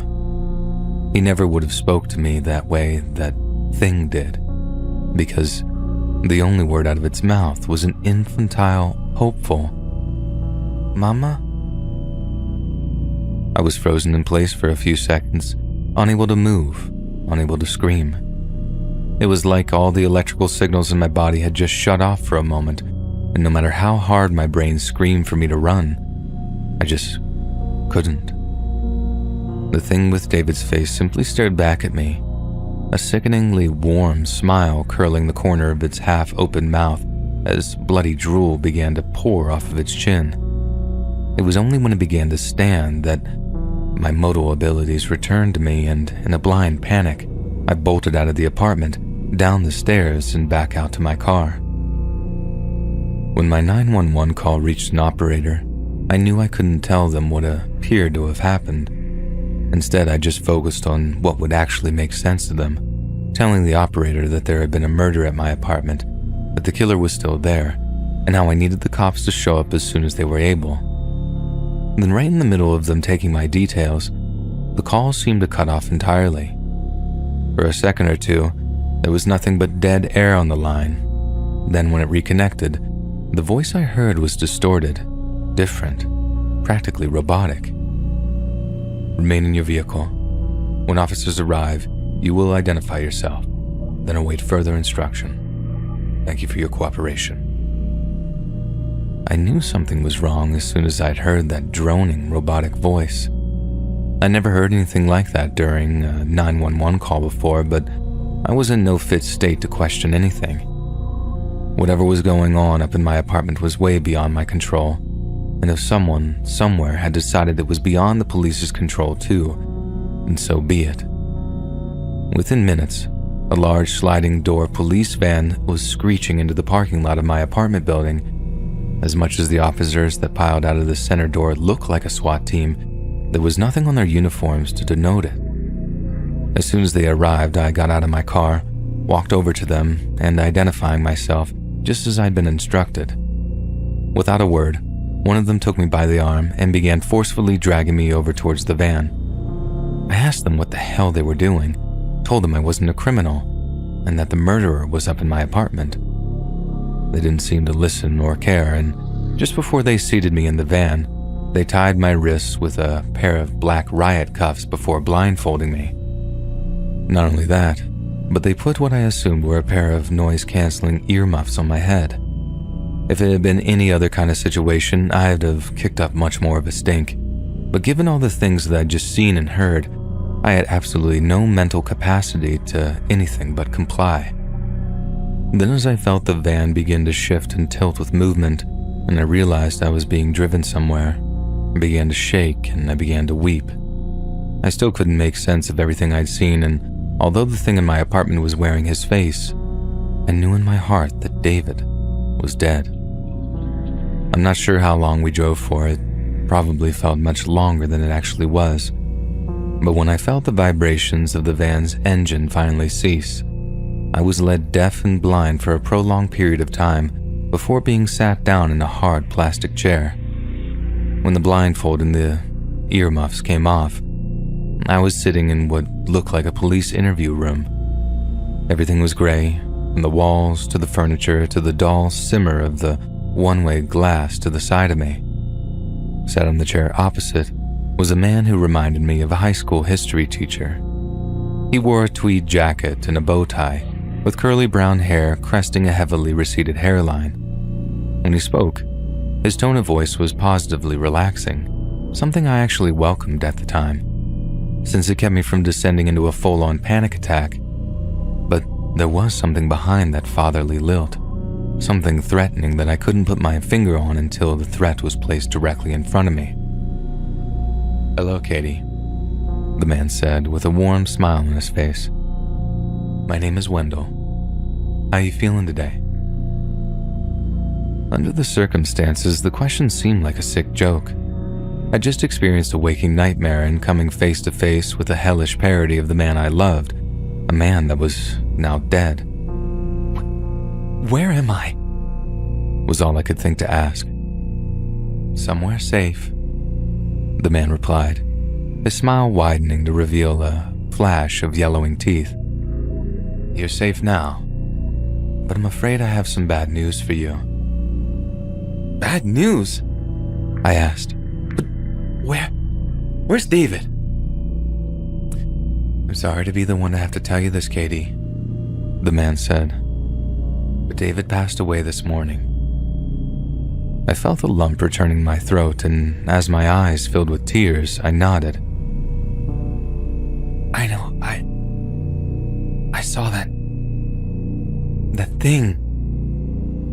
As the words left my lips, a bemused expression came over the man's face. What thing, Katie? The thing in my apartment. It was eating him. My voice strained as visions of the horror I'd witnessed flashed in my mind's eye. Ah, the man said, as he gave me an understanding nod. I think what you're expressing is a rather atypical stress reaction. It's understandable for someone in your position to try to, how do we put this? Reject reality when faced with such an overwhelming tragedy. Reject reality? I asked, indignancy replacing the fear and grief. I'm not rejecting anything. I know what happened. I know what I saw. It was the baby. The baby we found this morning. Katie. The man cut me off, using my name the way a school teacher might chastise a child. You didn't find any baby this morning. This is all just a manifestation of your grief. You're suffering from a mental break right now, but that's something we can help you with. You can help me by catching that thing that murdered my boyfriend. Katie, listen to me. The man talked slowly, as if trying to induce understanding. There was a gas explosion. That's what killed David. Firefighters have been trying to put out the blaze for the last few hours. Nothing killed David. It was just a horrible accident. You're a liar, I screeched. You're lying to me. I know what I saw. It ate him. It took his face. It ate him. As I looked across the table into the man's eyes, I couldn't tell if he genuinely didn't believe me or if it was all an elaborate act. It was inconceivable to me that I'd simply imagined the whole thing. If I had, I wouldn't have been sitting there, having been deafened and blindfolded before being taken to God knows where. And that's when my mind flooded by a deluge of questions I was unable to contain for another moment. Who the hell are you anyway? I already told you, Katie, the man replied. My name is Wendell. Then who do you work for? I asked. Are you a cop? A doctor? Where the hell am I? Again, you're someplace safe, Katie, and the people I work with only want to help you. But if you insist on repeating your delusions, if you refuse to accept reality, we'll have no choice but to detain you for your own protection. Detain me where? I asked, feeling the lump returning to my throat. Somewhere you won't like. Somewhere that'll be difficult for you to leave. There it was, the threat. And by that point, the choices laid out for me were clear as day. Either I went along with their lie, or they'd declare me insane and lock me up in some goddamn mental asylum. Everything's gonna be okay, Katie, the man continued. You just have to help us. Help you. I understand your employer offers some rather extensive medical insurance, and that should cover the cost of any counseling or medication you might receive. I hear Wellbutrin can work miracles when it comes to grief management. You don't want to help me. My voice trembled as tears rolled down my cheeks. You want me to lie. You want me to peddle some goddamn cover-up, and I can't. I can't do it. Katie, the man said, lowering his voice as he leaned over the table. My mother, God rest her soul, used to tell me that we can do anything we want if we put our minds to it. After that, he produced a sheet of paper from a binder that lay next to him.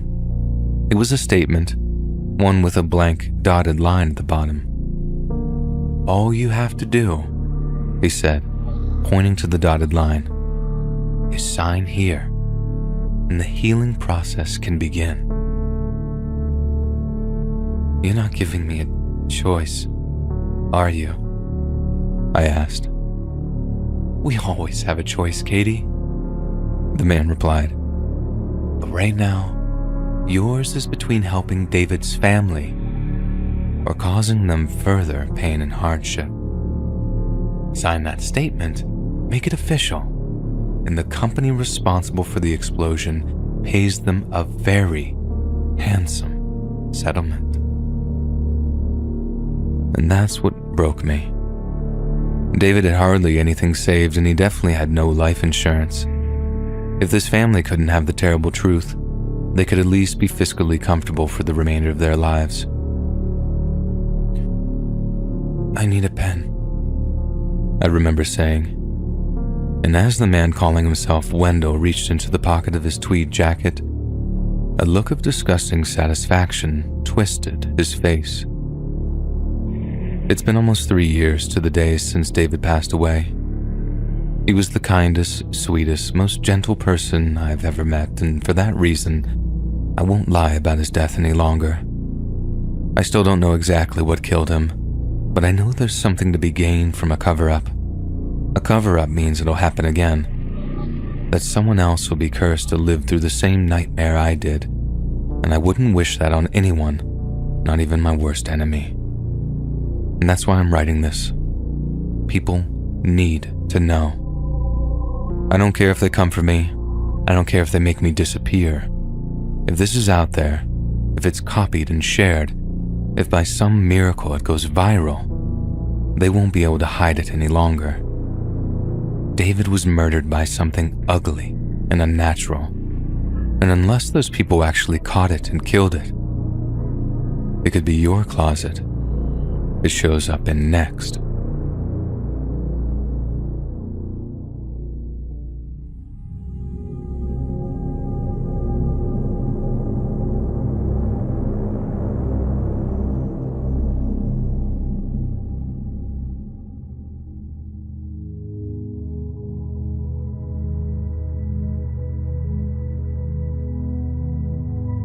I was never the romantic type, but I don't think you could blame me.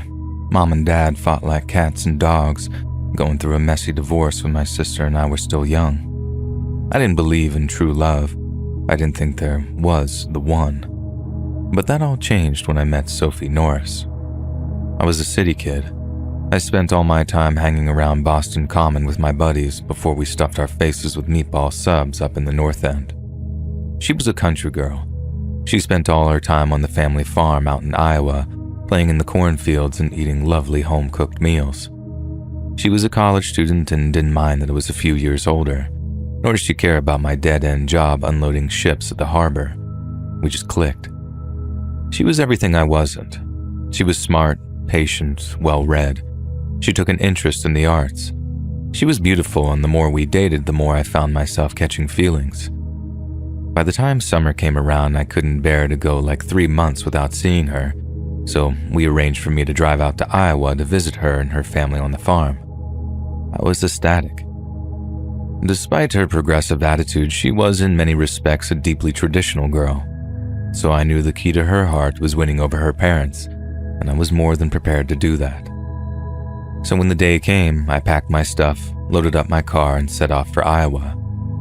It goes without saying that it was a long drive, 19 hours in total, with an overnight stop in a Detroit motel. It was tedious in the extreme, but the prospect of being reunited with her spurred me on. She had given me an address and rough directions, but getting lost among the miles upon miles of cornfields was way too easy. I couldn't call her to ask her to guide me in. She had warned me that the cell service in her area was spotty. so I drove up and down a stretch of road just south of Emmitsburg until I found someone to ask directions from. They'd never heard of the Norris family farm, but they told me they knew of an old dirt road near a place called Rush Lake. I thanked them, but they warned me it wasn't the kind of place that strangers were welcome. I wasn't about to let that deter me though, so I set off in search of it and eventually found the place they were referring to. I immediately understood what they meant. An old hand-painted wooden sign told trespassers that they would be shot. Yet I drove down the dirt road anyways, telling myself that the rewards far outweighed the risks. After about half a mile of trudging along that old dirt road, I passed through an open wooden gate that led to a big old farmhouse, a cattle shed, and a huge red barn. Frankly, it was amazing that any strangers found themselves wandering onto that place at all. It was tucked away among the corn, a little slice of cloistered heaven, far away from prying eyes. At first, I wasn't sure if I had the right place. Not until I saw Sophie walk out onto the porch of the farmhouse, an expression of delight on her face. She ran up to the car as I climbed out of the driver's seat, beyond excited to hug her for the first time in weeks. "Alex, you made it. You actually came," she chirped. Her voice quivered as she fought back tears and fell into my arms. "Of course I did. I missed you too much." We broke our embrace just in time for me to see her family congregating on the porch, and they were exactly what I expected from her descriptions of them. Her barrel-chested father, arms folded in his denim dungarees, looked on with a vague suspicion, while her mother smiled warmly at the heartwarming reunion. But I didn't quite expect her brother to be so huge. He was her junior by a number of years, and for some reason the image of him as a young boy had cemented in my mind. To see him now with his frankly colossal stature was rather intimidating.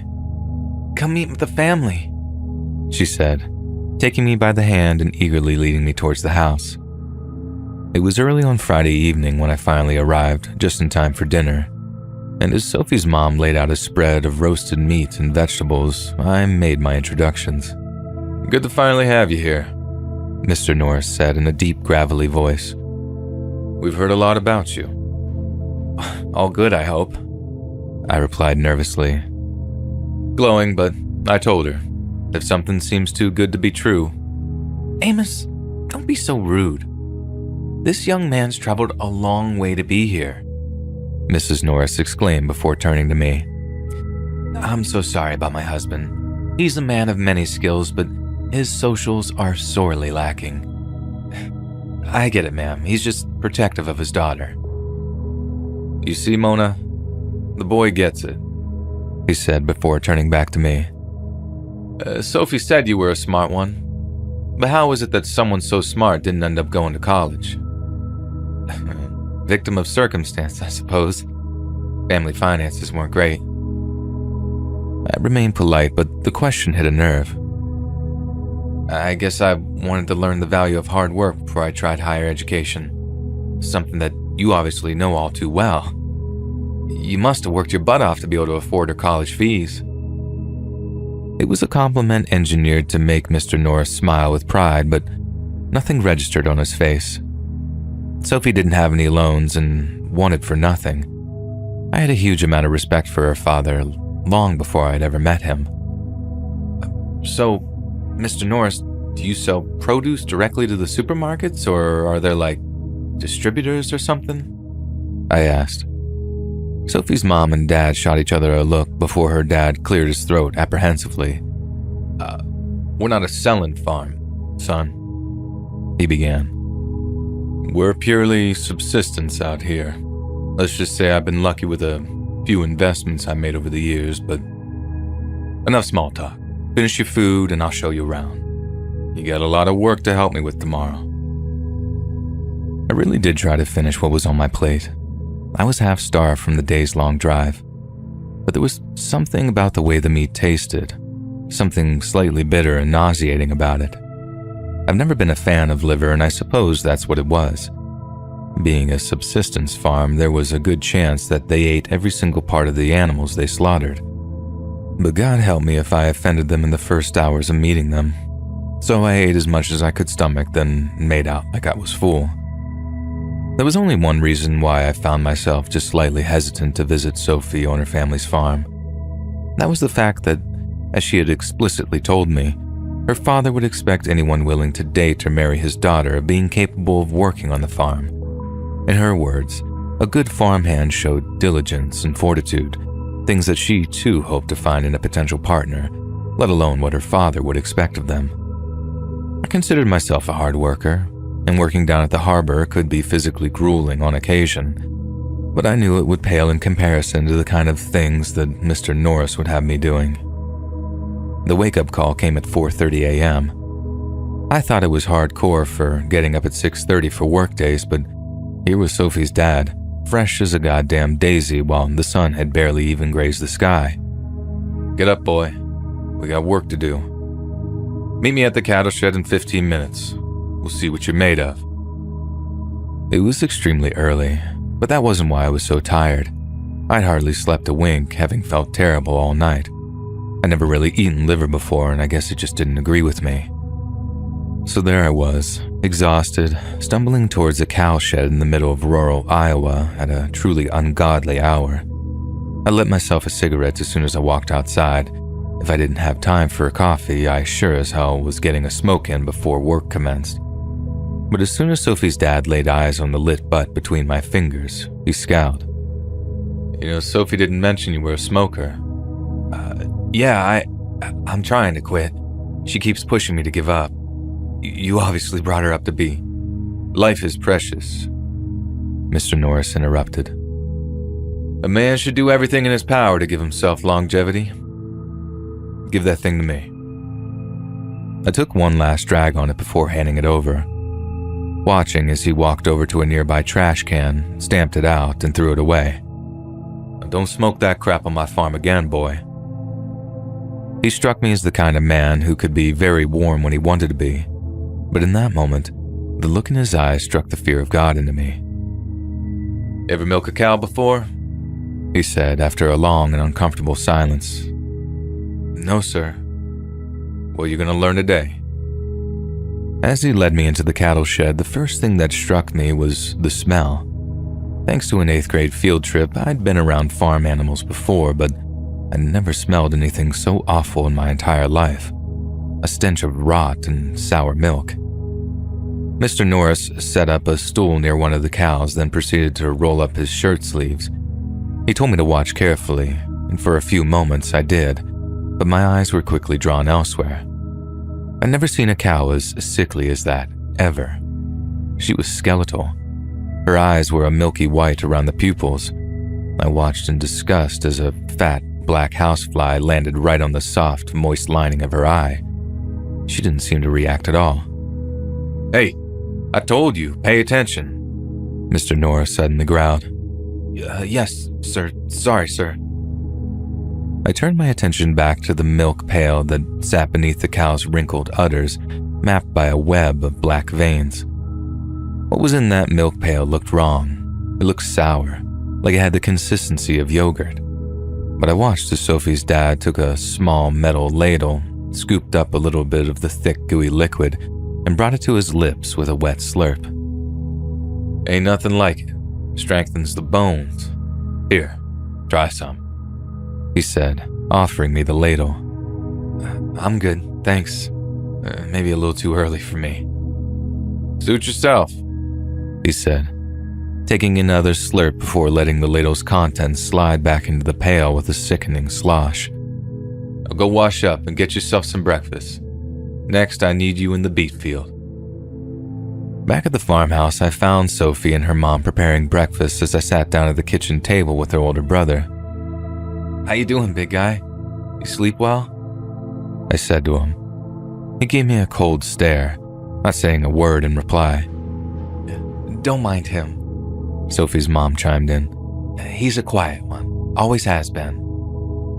"Strong, silent type," I said. "I like it." I turned back to him, but there was nothing behind his eyes. I raised a hand to give him a gentle wave, but he didn't move, just stayed stone still as he waited for his breakfast. Sophie put down a plate of scrambled eggs in front of me, but I found them just as unpalatable as last night's meal. I tried to fill up with the toast that stacked up on the table, but even that stuff I had to force down. Yet, what I found deeply disconcerting was that Sophie and her brothers seemed to relish their meals, like they couldn't taste anything amiss with them at all. And it's not that Sophie didn't know good food. We had spent a lot of time in some of the finest restaurants in all of New England, probably in the entire country, and she was quite the connoisseur. I was barely finished eating before Sophie's dad poked his head into the kitchen. "All right, enough rest. Beet field. 5 minutes." I cleared my plate, apologizing to Sophie's mom that my appetite must have just been off, then trudged out to the beet field to meet her dad. "This one should be easy, even for a city boy like you," he said, kneeling among rows of neatly planted greenery. "You gotta get a good firm grip on the leaves here, right at the stem, then twist as you pull them out of the ground, see?" He demonstrated his technique and then left me to get on with the work. Basket in hand, I kneeled down into the dirt, pulled up beets just like he'd shown me. I was exhausted, barely paying attention to what I was doing, until pulling one particular beet left a stain in my hand. I had to double check to make sure that I hadn't accidentally cut myself on something. The texture and the color wasn't like anything I'd ever seen from a beetroot, even down to how sticky it felt when I rubbed the juice between my fingers. "What are you staring at, boy?" Mr. Norris scared the hell out of me, having crept up from God knows where. Are these things meant to leak like this?" "Sometimes. When they're fresh, sure. But the color. Best goddamn beets in the entire country. Not like that crap you find in your goddamn super duper marts." "I mean, I suppose." "Enough talk," he said, picking up the full basket of beets before placing another empty one down next to me. "You're going to pick another basketful, then you're going to come help me with the corn." He turned and walked away, muttering something under his breath as he did so. I picked my way along another row of the beets, trying to keep my mind off of how peculiar they seemed. But as he was so quick to remind me I was just a city kid, out here where I didn't belong, working on something I was totally unfamiliar with. So who was I to question the quality of their produce? I just kept my mind on Sophie and carried on with the task at hand. Around noon, I met Mr. Norris in the cornfield. "You did all right with those beets.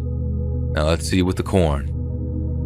Again, he demonstrated the proper technique for tearing off the ears, tossing them in a basket before leaving me to it. It was considerably easier than pulling beets, the repetitive motion of which had left a dull ache in my shoulder. But just like the beets, I noticed something rather strange about this produce too. The husk that coated the corn itself felt like old dry skin, the kind that forms on a cut or graze after it's scabbed over. But that wasn't what freaked me out. What had the hairs rising on the back of my neck was that I noticed something dark and black on one of the corn husks in a very familiar shape. It appeared to be faded black ink in the shape of a heart, one that looked like an old tattoo. Just then, I heard a rustling in the cornfield behind me. "Mr. Norris? Is that you?" I called out, but there was no reply. I turned, staring into the vast green ocean of tall green stalks before me. I took a few steps forward, trying to get a glimpse of whatever just made the noise, and felt my heart thump when I heard the same rustling, this time accompanied by a swaying among the tops of nearby corn stalks. Someone or something was definitely in there, just feet away from me, just out of sight. I moved along the rows with dreadful anticipation when suddenly I saw them. A pair of black eyes, staring back at me from the shadows. As soon as that thing's gaze met mine, it darted off through the cornfield in the opposite direction, grunting as it went. I had no idea what I just locked eyes with, but it was short and covered in thick, dark fur. For a few moments after the distant rustling died down, a dreadful silence hung in the air, broken only by the sound of a gruff voice coming from behind me. "You call for me, boy?" It was Mr. Norris, having almost frightened the life out of me for the second time that day. Jesus, I think I saw something in the field there. Saw what? I don't know exactly. I think it was a pig. Yeah, we don't keep pigs on this farm, boy. Only cows. Well, it certainly looked like a pig. It only was all covered in hair, this thick, black... Well, may have been a wild pig. They break through the fences sometimes, eat up all our produce, but it's not entirely a bad thing. I'll get the shotgun and head back out into the fields later on tonight. Might have some fresh meat on the table tomorrow. Yeah, it must be a real problem trying to keep interlopers at bay. We have the same problem down at the harbor, only it's not like we can use a shotgun to fix the situation. I laughed, and he didn't. It was then that another thought came to mind, one that had a question attached. So is all your stuff here organic, Mr. Norris? Organic? He threw the word back at me like it was another language. Yeah, like not using any nasty pesticides or anything like that? It had certainly explained why some of his produce was so different. We don't have that problem this farm, boy. And that's when it hit me. It was high summer. There should have been flies, beets, aphids, and insects of all varieties buzzing around the fields. It dawned on me that I hadn't seen or heard a single one at any point in the day. I was just about to ask him another question when Mr. Norris cut me off. Now come on. We're just about done here. Let's head back to the house. But I barely filled the I won't tell you again, boy. Come on. I spent the remainder of the afternoon with Sophie, hanging out down by a stream which ran through the property. Sitting in the grass and talking with her made me forget just how strange the whole day's events had seemed. And besides, getting up at 4:30 in the morning has a way of dulling your senses of perception. When I was with her, I didn't have a care in the world, and no amount of weird vegetables or cranky old farmers could change that. I don't think your dad likes me very much. That's just the way he is. He'll warm up to you in time. You just gotta prove yourself. Prove myself how? You gotta show that you can be part of this family. And I'll be honest, that ain't gonna be easy, but you'll manage it. If you love me, you'll find a way to manage it. And that was all that I needed to hear. I did love her, more than I thought was ever possible. In that moment, I was still prepared to do whatever it took to win her parents' approval. That evening, after another dinner in which I forced down more of Mrs. Norris's terrible cooking, I decided to get an early night so I'd be ready for more hard labor the next morning. Obviously, Sophie and I weren't sleeping in the same bed, so I wished her a good night and climbed the stairs to the guest room, where I fell asleep pretty much as soon as my head hit the pillow. However, just a few hours later, I found myself awakened by a rumbling in my stomach. For the second night running, Mrs. Norris's home cooking had not agreed with me. Only this time I had to sneak off to the bathroom to empty my stomach as quietly as possible for fear of waking up the rest of the family. But not all of them were sleeping, as I heard voices coming from downstairs as I crept back across the landing. It was Mr. and Mrs. Norris, having some kind of hushed disagreement in the kitchen. Can't go out there, Amos. You just can't. Mrs. Norris was pleading. You know I have to. One of them got out today. Sophie's boy almost ran into it in the cornfield, implored her husband. Can't you just leave them be? If it catches you out there before you see it, then I won't let it. Mr. Norris interjected. I've dealt with those things before, and I can do it again. Oh God, Amos, but what if... Listen to me, woman. If that thing escapes this farm and the world outside finds out what we're doing here, it'll be the end of us. You know that. I know. Just please, I'm begging you, be careful out there. I will. I listened as Mr. Norris walked down the hall downstairs, hearing the distinct sound of him loading some kind of firearm as he walked. And as he walked out of the house into the night, I crept back into bed and lay there, knowing exactly what he was out there trying to hunt, but wondering just what the hell it really was. The next morning, there was no early wake-up call from Mr. Norris. Instead, I was awakened by Sophie. She'd crept across the hallway as soon as her father had left the house to begin his workday, having decided to sneak in some cuddle time before the rest of the family got up. "Dad says he doesn't need you today," she whispered, climbing into bed and wrapping one of my arms around her. "So it's just me and you today, baby. A whole Sunday together, just like back in Boston." It was bliss, absolute bliss. And for the first time that whole weekend, things just felt right again. Later that morning, as we were sat around the kitchen table, Mrs. Norris spoke up. "Sophie, your brother and I have to head into town today to pick up a few odds and ends. Can you and Alex here be trusted to be alone around the house?" "Is Dad not going with you?" He isn't, but he's got business to attend to around the farm, some repairs and what have you. He might not be back until later this afternoon." "Oh, okay, sure. Me and Alex will keep this place spick and span for you guys. Don't worry." "Good. Now you two make sure you enjoy your last day of Alex's visit, okay?" "Thank you, Mrs. Norris. I really appreciate the sentiment," I said. Sophie's mom was a very sweet lady, but I couldn't help but wonder how she'd ended up with her husband. Not only that, but I wondered just what they'd both been talking about the night before. After Mrs. Norris and her son had left, Sophie and I rushed up to her bedroom to do exactly what young lovers get up to when left alone for a few hours. It was made all the more exciting for me by the fact that Mr. Norris could arrive back pretty much at any moment, and I know Sophie felt the same way.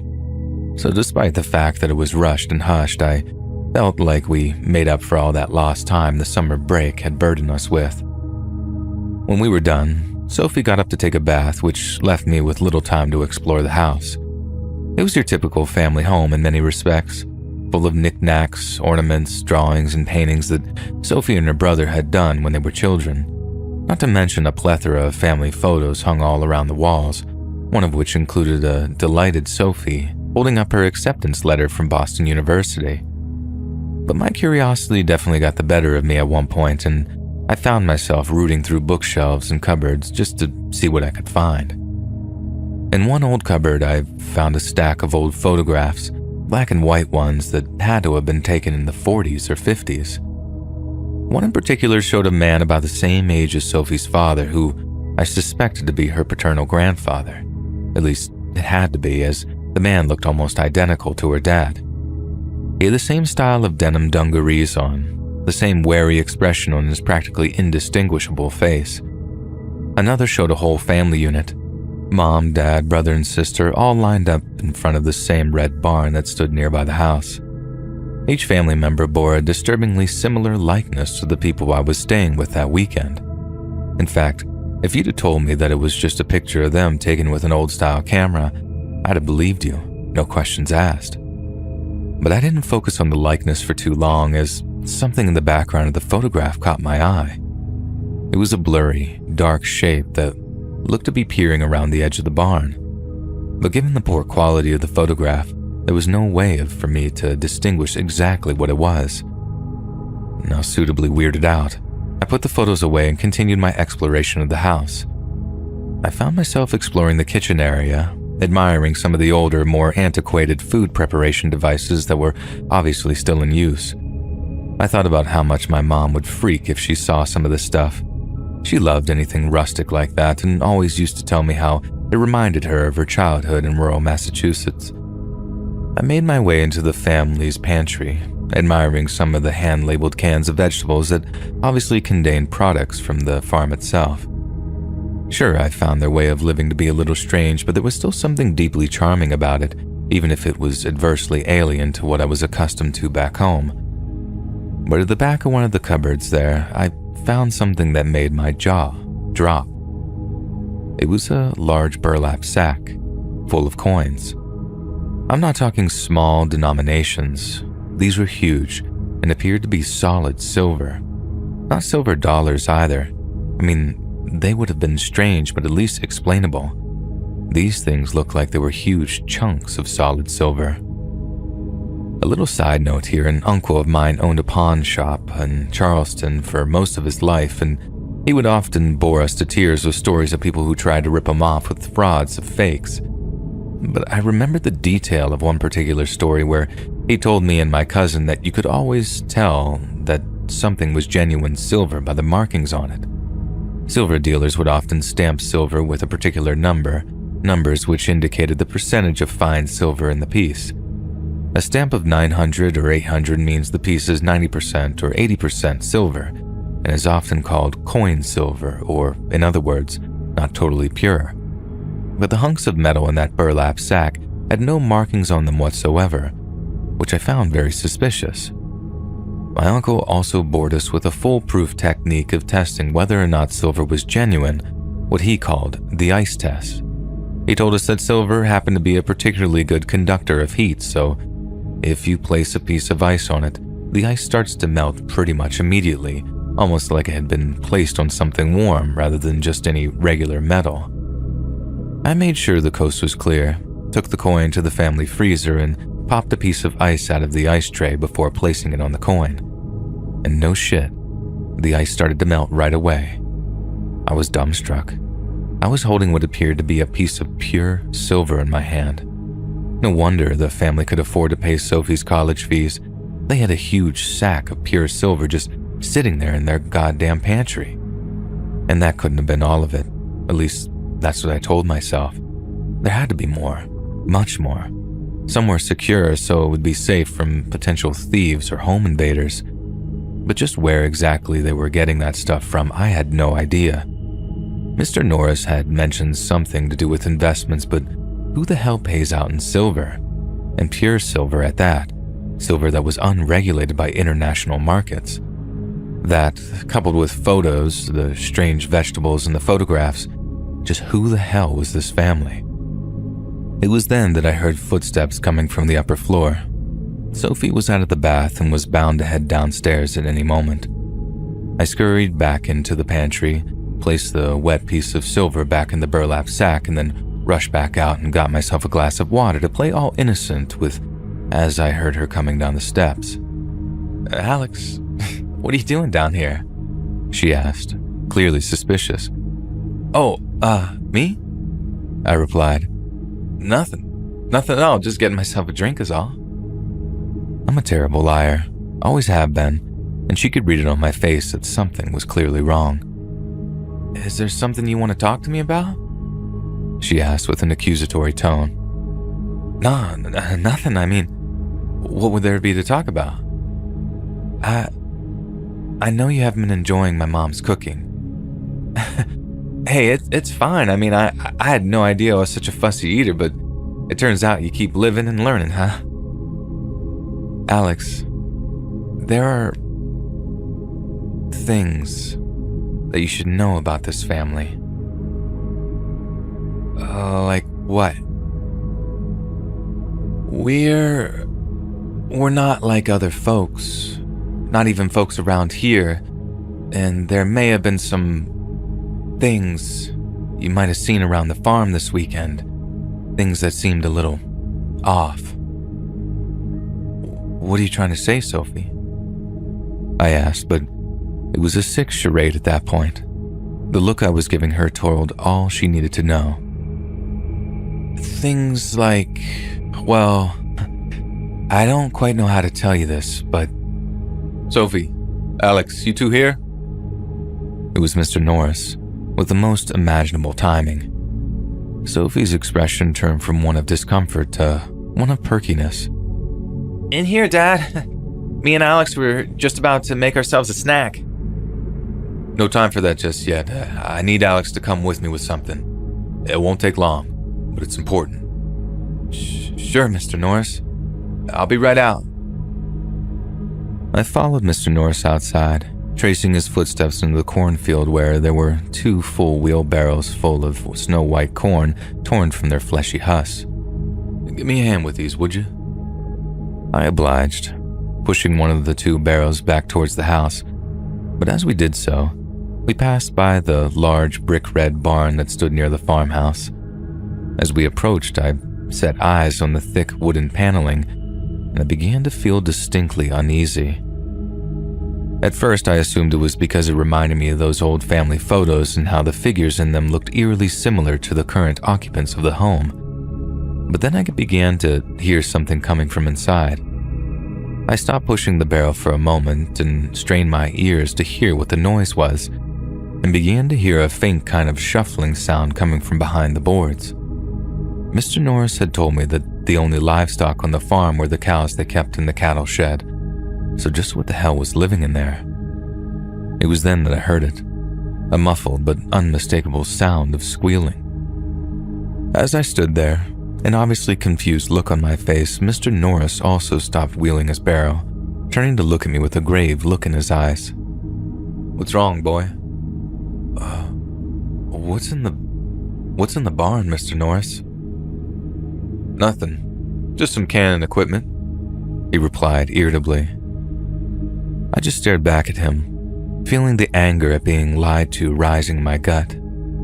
Mr. Norris dropped his barrow hard into the dark, turning on a dime before he marched over to me. "Are me and you gonna have a fucking problem, son?" he seethed. "No, sir," I replied, more defiant than polite. "Let me tell you something, right fucking now, boy," he growled through gritted teeth. "You don't ever go near this fucking barn, ever. Is that clear?" "Crystal clear," I replied, feeling the adrenaline coursing through me. "If I catch you sniffing around here, at all, you'll never step foot on this farm again, and I'll make damn sure you and Sophie won't be seeing each other anymore. Now, pick that shit up and bring it up to the house." That night's dinner was beyond awkward. Mr. Norris was obviously in a bad mood after our confrontation, and it seemed like the rest of the family were accustomed to treading on eggshells whenever he was tense. The feeling was compounded for me by the fact that not only was I intentionally craving nicotine, but thanks to the bizarre, unpalatable flavors of Mrs. Norris's cooking, I hadn't eaten properly in almost 48 hours. I was starving, but I wasn't about to eat anything that was going to make me sick again. So I found myself just sort of moving the food around my plate, nibbling at bitter-tasting roast potatoes that seemed far too wet and fleshy on the insides. We ate in absolute silence, so that when Sophie's brother dropped his cutlery onto his dinner plate with a loud clatter, the entire table almost jumped out of their seats with fright. I looked up at him, watching as he began to shudder and grunt, his eyes rolling back in their sockets. "What is it, son?" Mrs. Norris asked, a palpable fear in her voice, and for the first time that entire weekend, Sophie's brother spoke. "Hungry." His voice bubbled with phlegm, rasping up from barely used vocal cords. "So hungry." As he sat before a plate of meat and vegetables that was almost completely consumed, I got the distinct impression that he wasn't talking about himself. Mr. Norris rose from the table, his chair legs grinding against the floor. As he did so, his son mirrored his movements perfectly, following him out of the room and out of sight before I heard the front door to the house open and close with a slam. Is he okay?" I asked, pointing after Sophie's brother. "Sure he is. He just like that from time to time. Amos has probably taken him to feed the cows," Mrs. Norris replied, not looking up from her food as she finished off a few last morsels.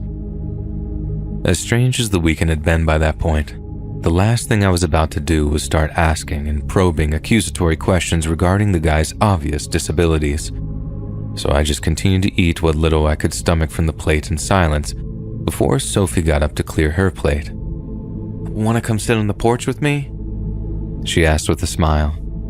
I had been meaning to get some more alone time with her, but not for the reasons you might think, and I agreed, cleared my own plate, and followed her out to watch the sunset.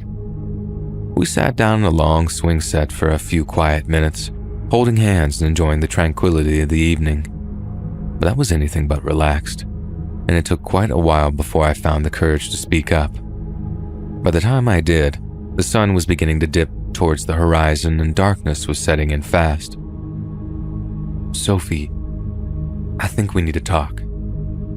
Sure, what's up? Well, you know I'm headed back to Boston in the morning, right? Yeah, and I'm gonna miss you. She gave my hand a gentle squeeze as she spoke. I'll miss you too, but I think you should come with me. What? Why? She asked, turning toward me in confusion. I know this is your home, and I know these people are your family and that you love them, I began. But there's something wrong with this place, Sophie, and I think you know that as well as I do. There's nothing wrong with this place, Alex. Things are the way they've always been here. I told you we were different. Okay, so they're different, and then there's just wrong. I lowered my voice, fearful that one of her family would overhear. Have you seen the cows lately? The shit growing in their fucking fields? This place is bad, Sophie. There's something very wrong going on here.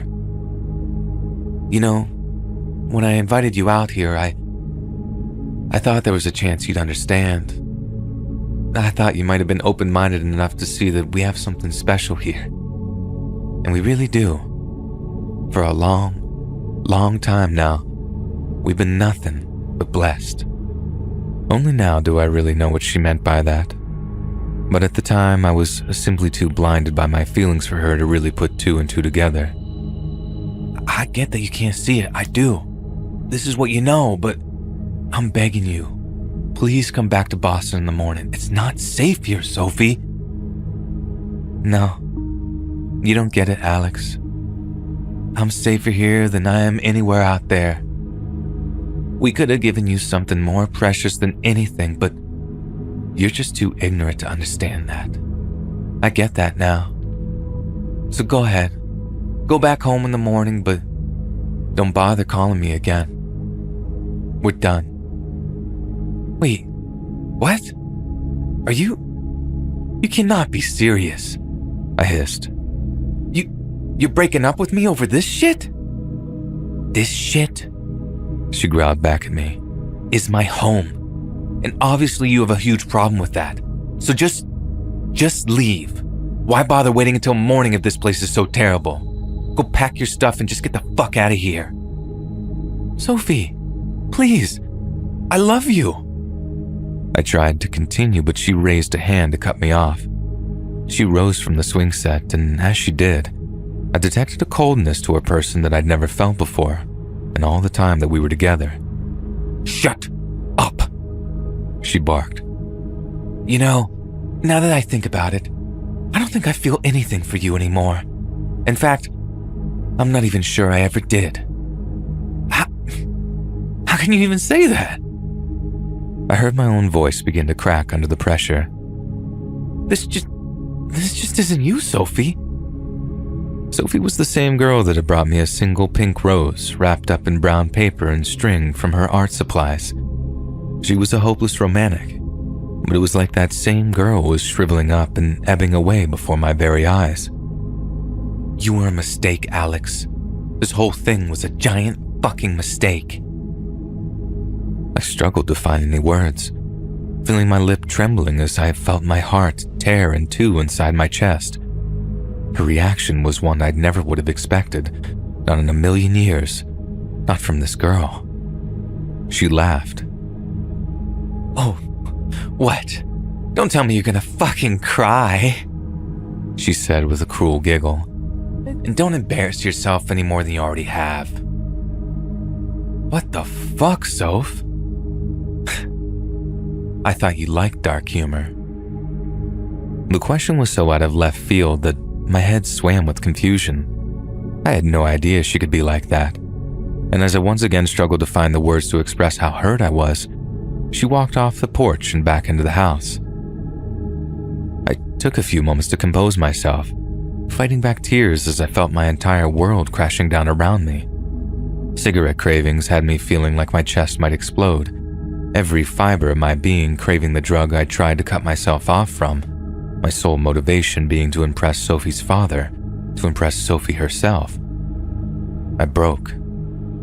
Walking back inside, I walked straight past the kitchen, past the cold stare of Mrs. Norris and her husband, who had apparently returned during mine and Sophie's argument, and up to the guest room. I rummaged through my things, fishing out the pack of cigarettes I'd stuffed down into the bottom of my pack, and walked back onto the landing. I was practically shivering with anticipation, my nicotine-starved brain reacting with childish excitement as the prospect of my first cigarette in what seemed like forever. But before I did, I had to check in on Sophie. I couldn't risk being thrown off the farm by her father without at least apologizing or saying goodbye first. My footsteps were soft as I approached her bedroom, somewhere I'd never been before. It always felt like some kind of transgression to knock on the door before gently pushing it open. I'd wondered what it was like in there now.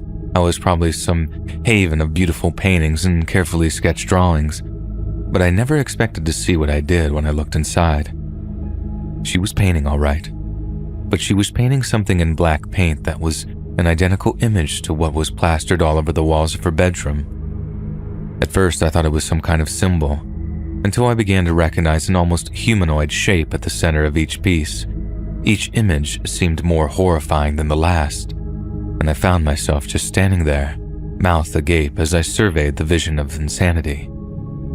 Sophie kept on painting for a moment before she heard the door crack on its hinges, slapping jet black paint onto a sheet of white paper before scratching it into that horrific dark shape. The look of fury in her eyes when she turned to see me made her look almost as monstrous as the thing she'd painted. "Get out!" she growled, trembling with rage as her knuckles turned white around the paintbrush. I just edged out of the room, closing it quietly behind me before I walked downstairs and out into the front yard. By that point, I wasn't just shaking from being racked with cravings of addiction. It was pure, terrible confusion that had me trembling and sweating. My idea of Sophie, of this loving, pure-hearted young woman, had been a complete fantasy, a stark difference to the horrible reality. I put a cigarette between my lips, rummaging in the pocket of my jeans for a lighter before bringing a flame to the sweet-smelling tobacco. The release was intense, my head spinning with the nicotine hit as I breathed in a lungful of thick, tar-laden smoke. As the intense waves of relaxation washed over me, I began to think that the whole thing might have been in my head, that I was just stressed to the point of being overly anxious and critical, a city kid who was just out of his depth in a world fit only for the hardiest of people. But in that moment, I found myself wandering back towards the barn, looking over my shoulder to make sure Mr. Norris wasn't watching from a window. And in the quiet of the twilight, I heard that same horrible noise again, coming from the interior of the barn, a muffled snuffling and squealing that made my skin crawl. I had to know what was in there. If my future lay anywhere near this farm, I had to know. I began to walk around the barn, looking for anything unusual, anything that might clue me in to what was being held in there. Around one side, out of sight of the farmhouse, I noticed that a section of smashed boards had recently been replaced. It was a shoddy job, and I quickly stamped out my lit cigarette on the ground, taking out a small knife I had kept on my keychain before I began to pry away the boards. With each one I loosened, the noises from inside became louder and louder, and it became obvious what I was hearing. There were pigs in there, but the noises they made were like nothing I'd ever heard before. Once I'd cleared a large enough hole, I got down on my hands and knees and began to crawl through the gap into the dark interior of the barn. I slapped at my hands and arms, feeling things crawling all over them before I managed to find my feet. I could feel the cobwebs clinging to my hair before I dusted them off, fishing in my pocket again for my phone so I could bring up the flashlight app. As I turned it on, and the bright white light shone over the interior of the barn, what I saw first was inexplicable and alien to me that, at first, I had trouble processing what it was. There was a large table set in front of me, and on it lay a broken, butchered animal cadaver. Only, there was something horrifyingly familiar about the shape of the thing, how its legs seemed to be a little too long, how its face seemed to be a little too flat. Then it hit me. It was the same thing that I'd seen in the cornfield that day. The same thing that had been looking back at me with squinty, obsidian black eyes. But it couldn't have been. This thing was much larger, at least 5 feet from stem to stern, while the thing in the cornfield couldn't have been any taller than a few feet at best. I approached the table slowly, shining the phone's light over the thing as fat black flies buzzed idly as they feasted on the remains. Whatever it was had been surrounded by melted, burned-out candles, with strange black carvings cut into the wood surrounding its form. The cadaver had clearly defined porcine features, a snout, hooves, and thick black hair all over its body. But its genitals, its lack of tail, and its grotesquely fingered hands were clearly more human than anything else. But my mouth dropped open when I saw what was at its center. Its belly had been torn open, the flesh bearing the rough marks of being ripped, not cut as if with some sharpened, bladed implement. And inside, something gore-soaked glimmered under the bright light of my phone. Silver coins. Its insides were stuffed with silver coins that seemed to overflow from its burst entrails. But I barely had time to reflect on what I was seeing before a squeal from one corner of the barn demanded my attention. I turned, shining my phone's light in that direction, recoiling in horror at what I saw. In a large, elongated stall, several of the same piggish creatures kneeled in a bed of dry hay. They were lined up side by side, jostling for position as they suckled and snuffled at the belly of something considerably and grotesquely larger. It was their mother. A huge, bulbous pig-like creature with flesh as black as coal dust lay on its side in the hay. But again, it was like no animal I'd ever seen before. Its legs were more like that of a spider, sectioned and bony thin, which kicked lazily every so often as its young suckled away. But its eyes, my God, its eyes. There were many, far, far too many. Larger and smaller beads of obsidian flesh that grew from its molted black ears and extended down to its snout. However, it must have been blind, as it didn't react at all as I shone the light over its body. Its young didn't react either. Through ignorance or obliviousness due to their frenzied feeding, I wasn't sure. But it occurred to me that they may not have been reacting to me being there because they were already used to the presence of people in the barn. These were things that should not be, things that had no right to exist by any natural law. And with that thought in mind, I just reacted. I took the lighter from my pocket and began to spark it, touching the naked flame to as much of the dry, spindly hay as I could manage. Sparks could be heard all around me by the time the interior of the barn became illuminated by the bright orange glow, smoke billowing up into the rafters as I ran back to the hole in the paneling and crawled out into the night.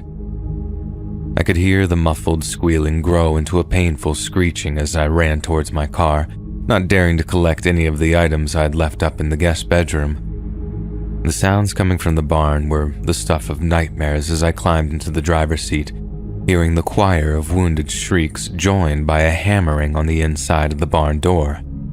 The things were trying to break out, trying to escape the flames, yet being roasted in the process. At first, as I slid the keys into the ignition, the engine refused to start, and as the figures of the family appeared on the porch, it occurred to me in one horrible moment of realization that they may have sabotaged my car. I twisted the keys over and over again, watching as Sophie's father and brother ran at the barn with pails of water, throwing them uselessly onto the flames before watching as the entire structure was engulfed in the fiery conflagration. Finally, as my engine started up, they turned and began to give chase. I expected them to catch me at any moment, but I watched in my rearview mirror as they began to slow, seeming like they were weakening with each passing second. I remember Sophie's father in particular falling into the dirt as his knees seemed to give out completely, a streak of white hair where his natural brown should have been. He was changing. Each of them were, wilting like unwatered flowers before collapsing to the ground. They were aging and dying before my very eyes. The last time I ever laid eyes on my beloved Sophie, as she crawled along the earth in pursuit of me, she looked 100 years old. I drove all night, foot on the gas, until a sliver of blue appeared on the eastern horizon and my fuel gauge ticked dangerously low. And after I pulled into a gas station on the outskirts of Detroit, I got out of my car and almost collapsed against the hood after bursting into loud, ugly tears. Only one other traveler was present, an older man who just pretended he didn't see me before heading into the gas station's small store to pay up. I kept seeing Sophie's face in my mind, the way she used to smile at me when we first met. I couldn't reconcile how she looked in the end, withered, ancient, and angry. The entirety of the past few days seemed like a blur, like the whole thing had been one long, bad dream. I was exhausted, weak from near starvation, but my appetite was evidently in no rush to return. Somehow, I managed to pull myself together, stepping away from my car and smoking another cigarette away from the gas pumps to calm my nerves. Then, I walked back over to my car, pumped a fresh tank of gas into her, then followed the path of the older driver into the gas station to pay my bill. I just felt numb. Maybe I should have been relieved that the nightmare was over, that I'd somehow managed to escape such a hellish place with my life. But it was a little consolation. I'd lost the love of my life, even though it did turn out that she was never really who I thought she was. The clerk behind the counter was some punk chick, tired green eyes looking up at me from underneath the shock of dark purple hair as she nursed a black coffee. Teresa, her name badge said. I had to clear my throat to make myself heard as I slid a 20 across the countertop. I'm number 4. She got up off her stool and began to take my money when I saw she had a small box TV with her, one that showed an oddly familiar landscape. Hey, I said. Hey, turn that up for a second. The clerk shot me a displeased look, but obliged me all the same. The TV showed a newscast, images from a helicopter that circled something that was surrounded by endless cornfields. What is without a doubt a geological phenomenon of almost unprecedented scale here in the United States, the voice from the small speaker crackled. As you can see, Mark, the newly formed sinkhole is hundreds of feet wide, and we're talking about whole football fields here, and no one is quite sure how deep it goes yet. Crazy, huh? The clerk said. It happened just a few hours ago. Hope no one got hurt. No, I replied dully. No one did. Oh yeah? Well, how would you know? But I was already walking out the door, getting ready for the long remainder of the drive back home, where I have no doubt I will spend the rest of my life trying to forget the things I saw and the things I heard, back on that terrible place that pretended to be a farm.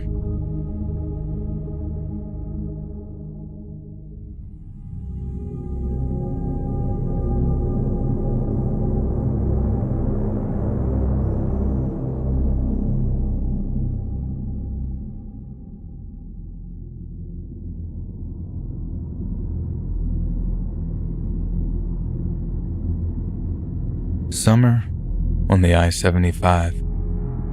Heat shimmers danced over miles upon miles of baking tarmac as temperatures climbed into triple digits. The South Florida sun hung heavy in a cloudless sky, weeks of intense heat leaving scorch marks on the crabgrass at the side of the highway. And in a single pickup with busted air conditioning that sped down a lonely stretch of road, the draft of an open window was the only thing keeping the driver from passing out with heat stroke.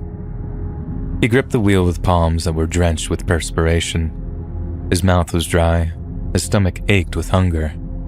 He'd lost track of the number of hours he'd been awake for back around 50, hardly taken his foot off the gas for most of that, stopping only to fill up at some one-shack mom-and-pop gas pump on a side road.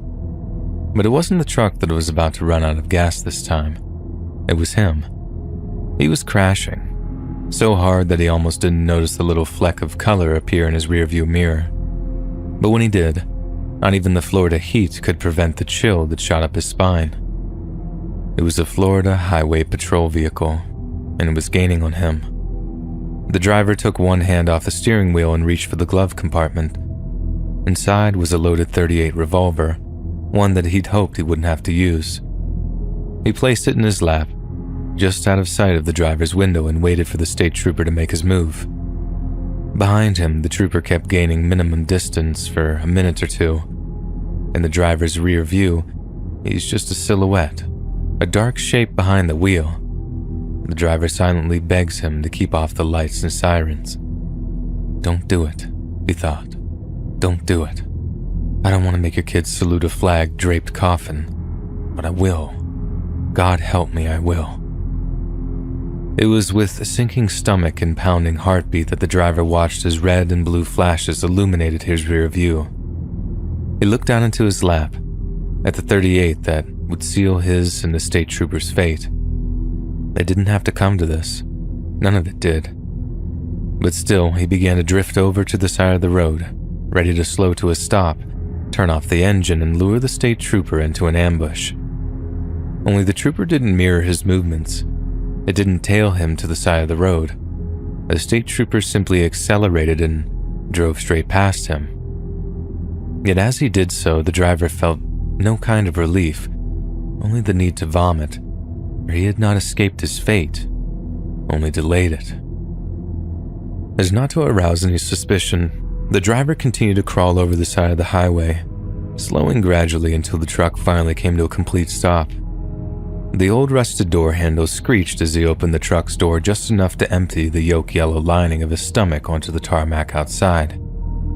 He wiped his mouth, smearing bile into the knee of his jeans, then reached for the glove compartment again, this time to swap the loaded .38 for a small glass pipe. There was enough half-burned crystal clinging to the filthy glass to make him feel normal again.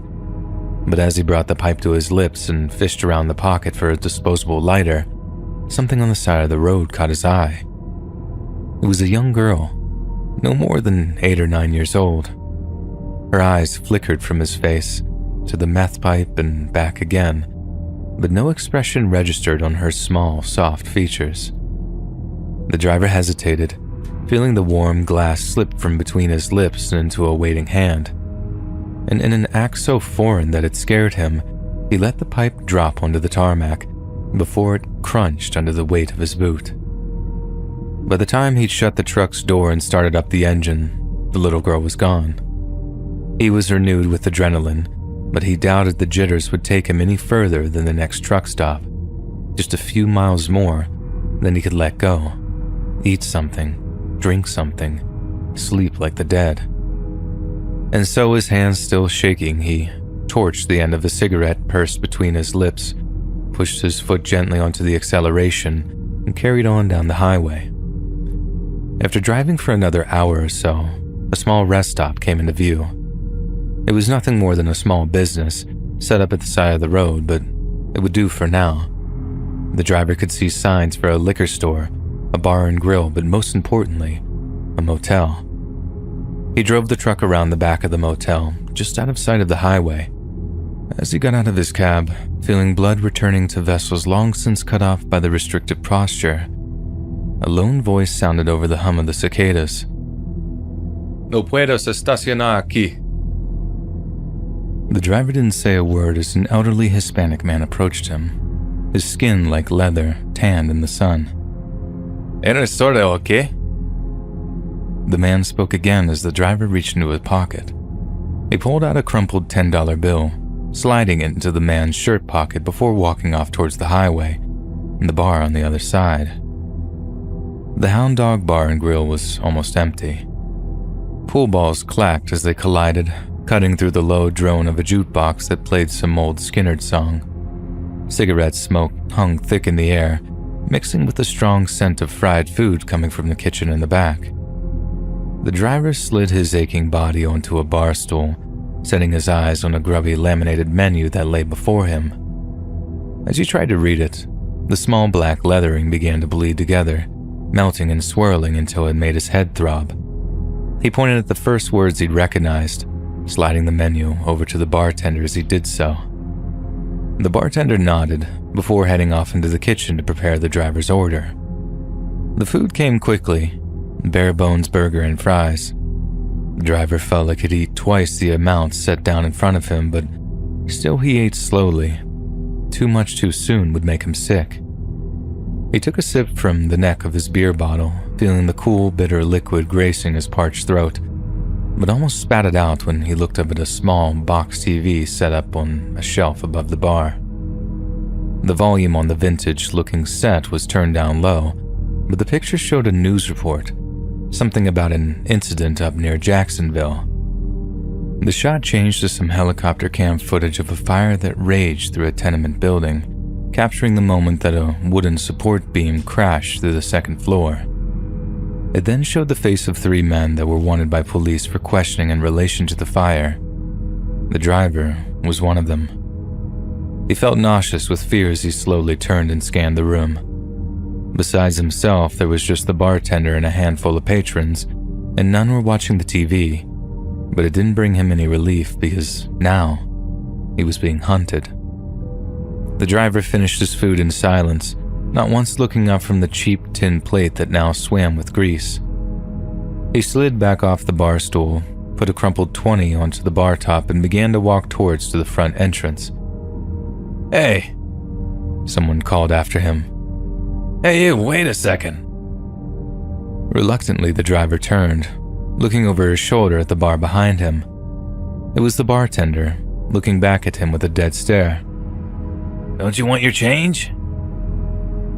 The driver exhaled a long, slow breath of relief, but couldn't quite bring himself to smile as he shook his head.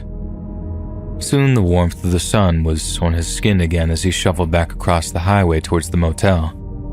He fetched a large black duffel bag from his truck parked out back, then lugged it around to the reception area to rent a room.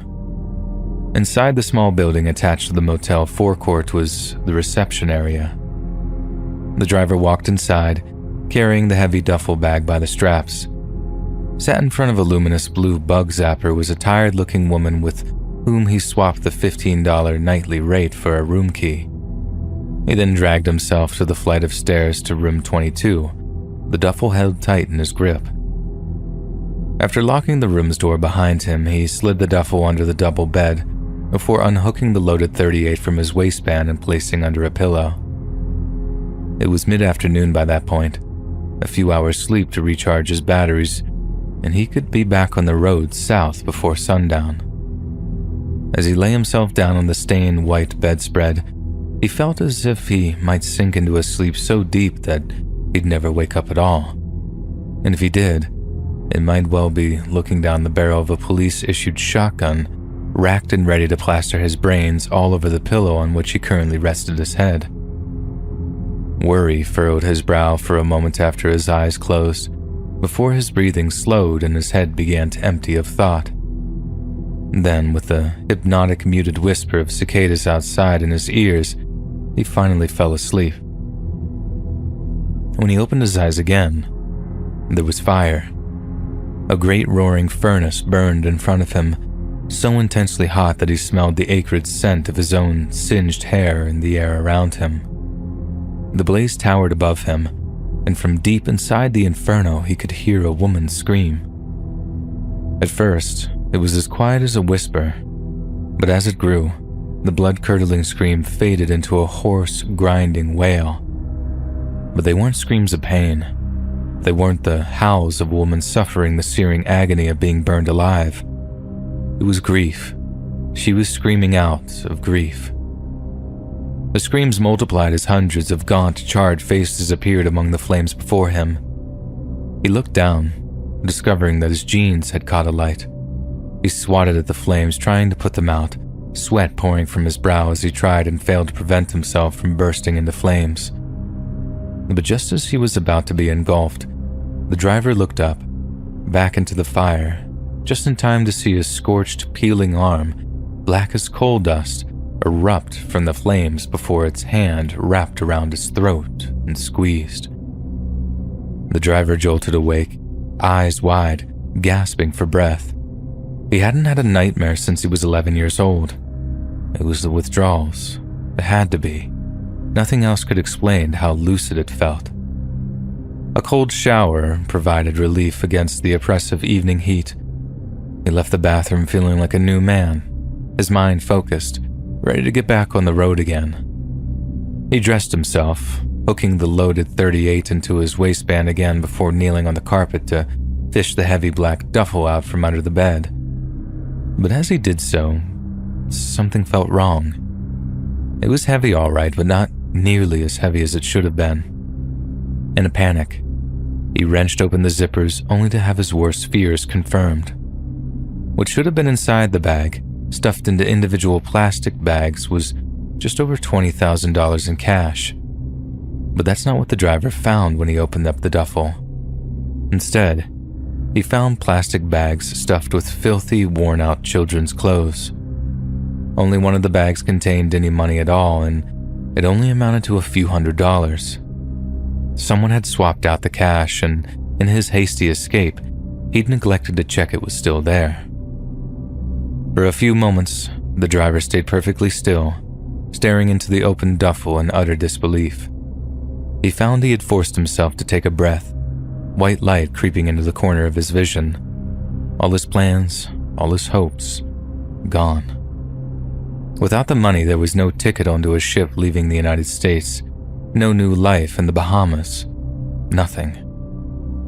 He stuffed his face into a pillow, biting down on the cheap, coarse linen before he let out a guttural, primal scream.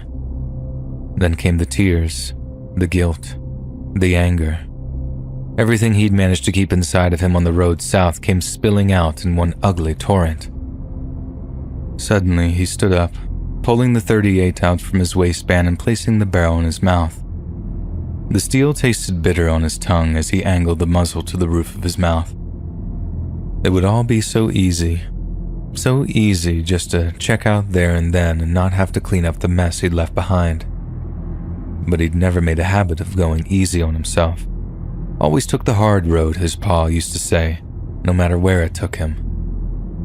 It was that particular thought that made the driver take the revolver from out of his mouth and decide that there had to be another way. The driver shuffled over to the motel room's windows and hooked a finger into the blinds. Outside, the Hound Dog Bar and Grill was considerably busier than it had been earlier. A dozen or so Harley-Davidson motorcycles were parked up outside, with the drunks almost as loud as the music. A thought flashed through the driver's mind. A busy bar would have a whole lot of cash on hand come closing time. All he had to do was walk over, spend a few hours nursing a few beers, then hit the manager's office come closing. His mind was made up. He stuffed what money he had left into the pocket of his jeans, left his motel room, and headed back across the highway. What had only a few hours ago been a sleepy roadside burger joint was now swarming with scum and villainy. 1%er motorcycle clubs held court around small tables overflowing with empty beer bottles and shot glasses. Small-time dealers barely concealed nickel and dime deals in front of bartenders that had long since ceased trying to prevent them. All the while, trailer park pimps arranged back-alley meets between oxy, dumb hookers and their johns. The driver waded through the crowd until he found himself a spot at the bar. He ordered a beer, waited, and watched. Over the course of the next few hours, the driver watched the crowds grew more and more intoxicated, laughing and bickering among themselves, sharing drinks and stories with an almost constant stream of people going to and from the bathrooms. At one point, something caught his eye from across the room. A small figure stood alone in a corner of the bar, holding something in their hand. It was a child, the same little girl we'd seen on the highway. No one was paying any attention to her, but it didn't surprise the driver that there were parents neglectful enough to leave their kid alone in a late-night dive. Only, that wasn't what was so odd. It wasn't so much the beer-swilling patrons weren't paying attention to her. It was as if though they couldn't see her at all. People walked right past her, drinks in hand, without giving her so much as a look. It was then the driver saw what was in her hand. It was a teddy bear. It was burned to a crisp. Suddenly, a huge leather-clad biker blocked his view of the girl for a moment, and by the time he had moved, she was gone. Around 2 in the morning, the drunks began to slowly file out into waiting taxis. The driver kept his head down, biding his time until resistance would be minimal. Half the patrons would be carrying, and it was likely the main office had a piece tucked away somewhere. If he was going to strike, it had to be surgical. When there was only a handful struggling to stand, the lone security guard began to issue a 10-minute drink-up warning. The driver nodded lazily but compliantly when it was his turn to be told, watching as yet more of the patrons finished their drinks and stumbled out of the front doors. Slowly, once the security guard's back was turned, the driver began to reach for his waistband. But as his right hand slipped under his filthy t-shirt and his finger began to curl around the .38's grip, he heard a voice behind him. "You don't want to do that, my friend." A hand shot out, gripping the arm that reached for the .38. "No one has to die here tonight." The driver turned with fury in his eyes, trying to wrestle out the stranger's grip, but he was strong, very strong. "You can try it, friend, but that security guard there will put 2 or 3 in you before you even hit the ground. He's an off-duty cop, mean as hell, too." The driver stopped struggling and slowly took his hand away from the revolver. He was shaking from the adrenaline, furious at the unwelcome intervention of the stranger, but he wasn't stupid. The stranger let go of his wrist, smiling before he spoke. "If it's money you need, I can get you money. 100,000 for just a day's work." The stranger had the driver's ear. "Hey, I told you, get out of here, we're closed." The bouncer barked in their direction. "Me and my friend here were just leaving," the stranger said, nodding in the driver's direction. "Walk with me, friend. We have some business to discuss." The driver followed the stranger out of the bar, parking lot gravel crunching underneath their boots until they reached a black 4-seater pickup. It was only out in the fluorescent light of the bar's parking lot that the driver could get a good look at him. He was a huge African-American, light-skinned with blue-green eyes. He wore practical dark-colored clothing, having a vague air of the military about him. The stranger climbed into the cab of his truck, inviting the driver around to the passenger side. "What's your name, friend?" the stranger asked. "Cole." The driver croaked. It was the first time he'd spoken in days. "Nice to meet you, Cole. I'm Reeves," the stranger replied, offering the driver a hand to shake. "You spend much time outdoors, Cole?" Sure. When I was a kid," he replied. "Why?" "My employers they'll pay handsomely if I can locate a certain collector's item down in the Everglades," Reeves replied. "What kind of collector's item?" "Something extremely valuable, my friend. Something not just anyone would be willing or able to locate." What makes you think I can?" Cole asked skeptically. "Your whole life, you've been looking for something in a place you'll never find it. Put to the right task, I think you'll be able to help me find just about anything." "You don't know dick about me," he spat back. "I know a lot more than you think, friend." Reeves' reply came with a wry smile. "If you got something you want to tell me, asshole, do it now." Cole shifted in the passenger seat, his whole demeanor now one of confrontation. "I'm not a cop, if that's what you're thinking." Reeves grinned. "Who the hell are you?" "Your last, best hope." The smile left Reeves' face as a serious look entered his eyes. Cole sighed. The guy was right.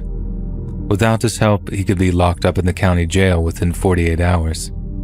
Accept it, and he might just make it to the Bahamas. "All right, I'm down," he finally said. Just tell me exactly what we're getting into. Well, forgive me if I'm not forthcoming with all the details. Wouldn't want you getting cold feet, Reeves began. But the long and the short of it is that we're headed down to Everglades City to hook up with the rest of the team, and then we head off into the swamps. The rest? Cole asked, feeling the overdue exhaustion setting in once again. Nothing you need to concern yourself with just yet, Reeves replied.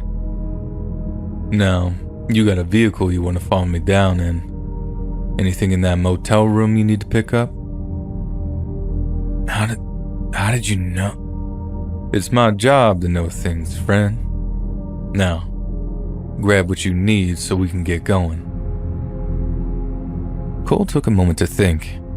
There was nothing in the motel room that belonged to him, and it was only a matter of time before the cops put an APB on the truck he'd borrowed.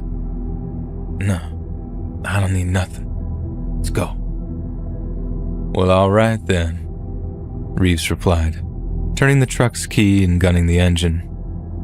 You better get some sleep, though. You look a little worse for the wear. But Cole's eyes were already half closed, and as Reeves' trucks began to disappear on that long, dark stretch of the I-75, he drifted off into another deep sleep. The next time Cole opened his eyes, a sliver of blue was creeping onto the eastern horizon. He considered closing them again for the remainder of the journey, but felt his cravings creeping back. There would be no more sleep that morning. You mind if I smoke a cigarette? Sure. Just open the window, Reeves answered, eyes still glued to the road ahead. Cole relished the blast of cool morning air that hit his face as he rolled down the passenger window. He'd always appreciated that early morning tranquility. It was about as calm as Florida ever got. The truck turned off the highway just as Cole's cigarette burned down to the filter, where he once again found himself in the parking lot of an old rundown motel. He flicked the remnants out of the open window before rolling it up again, following Reeves out of the truck and over to one of the rooms. There, Reeves gently tapped a knuckle against the grubby glass window. Cole heard movement on the other side. When the door to the motel room opened, a long-haired man with a wild beard peered out for a moment before opening it fully. Well, it's about time you showed up. The hell kept you? I had to find the right one, Reeves replied, nodding his head in Cole's direction. This guy? Really? The bearded man asked with an insulting snort of laughter. You gotta be kidding me. But when the look in Reeves' eyes assured him he was not, the bearded man reluctantly stepped out of the doorframe, allowing them entry, but eyeballing Cole as they did so. Inside the room, Cole understood why the curtains were drawn. It was a veritable arsenal of weaponry and equipment, with firearms, tactical clothing, and maps laying out on every available surface. In one corner sat another man, well-groomed and clean-shaven, in stark contrast to the one who'd answered the door. Ah, so you're the guy, huh? He said to Cole as he looked up from cleaning what appeared to be an AR-15 variant. Good to meet you. I'm Fievel, and that there is Norris. Don't mind his mood, he's not really a morning person. Cole turned, raising a hand in greeting, only then noticing that the bearded man's left arm was missing up to the elbow, the rest of his skin being a patchwork of scars and rough tattoos. Norris sent little more than a nod back Cole's way. So, what's your thing? Fievel asked. My thing? The question confused Cole at first. Yeah, like your specialty. I'm here to offer my medical expertise while Norris there is just about the best gator trapper in the state of Florida. I'm just curious what you bring to the table. Is that what you're doing here? Gator trapping? Cole asked. The gators will be the least of our worries, Reeves interjected with a shake of his head. So wait a second. Do you two know exactly what this guy is getting us into here? Cole asked, feeling the frustration boil inside of him, heated by the fire of his cravings. I suppose now is as good a time as any to tell you, Reeves said, leaning forward in the seat. What you're looking for belongs to something that lives in the glades. Something we'll have to hunt and kill before we can retrieve it. Easy. I've been hunting swamp critters since I was a boy. Norris chuckled. No, not easy, Reeves replied. This thing is dangerous, real dangerous, and we won't have any easy time finding it because it doesn't want to be found. We can track it, hunt it, and kill it, just like any other animal. But it is not like any other animal. You need to understand that. I knew that there was something you weren't telling us about this, Norris muttered. You're gonna have us out there looking for a goddamn skunk ape or some crap. There are questions you'll have that I simply don't have the answers to. I can only tell you what I know, Reeves continued. But I can assure you, what we're looking for is very real, and I can promise you, it might well find us long before we find it. For a moment, there were no replies, no questions. Each man was rendered silent by Reeves' statement.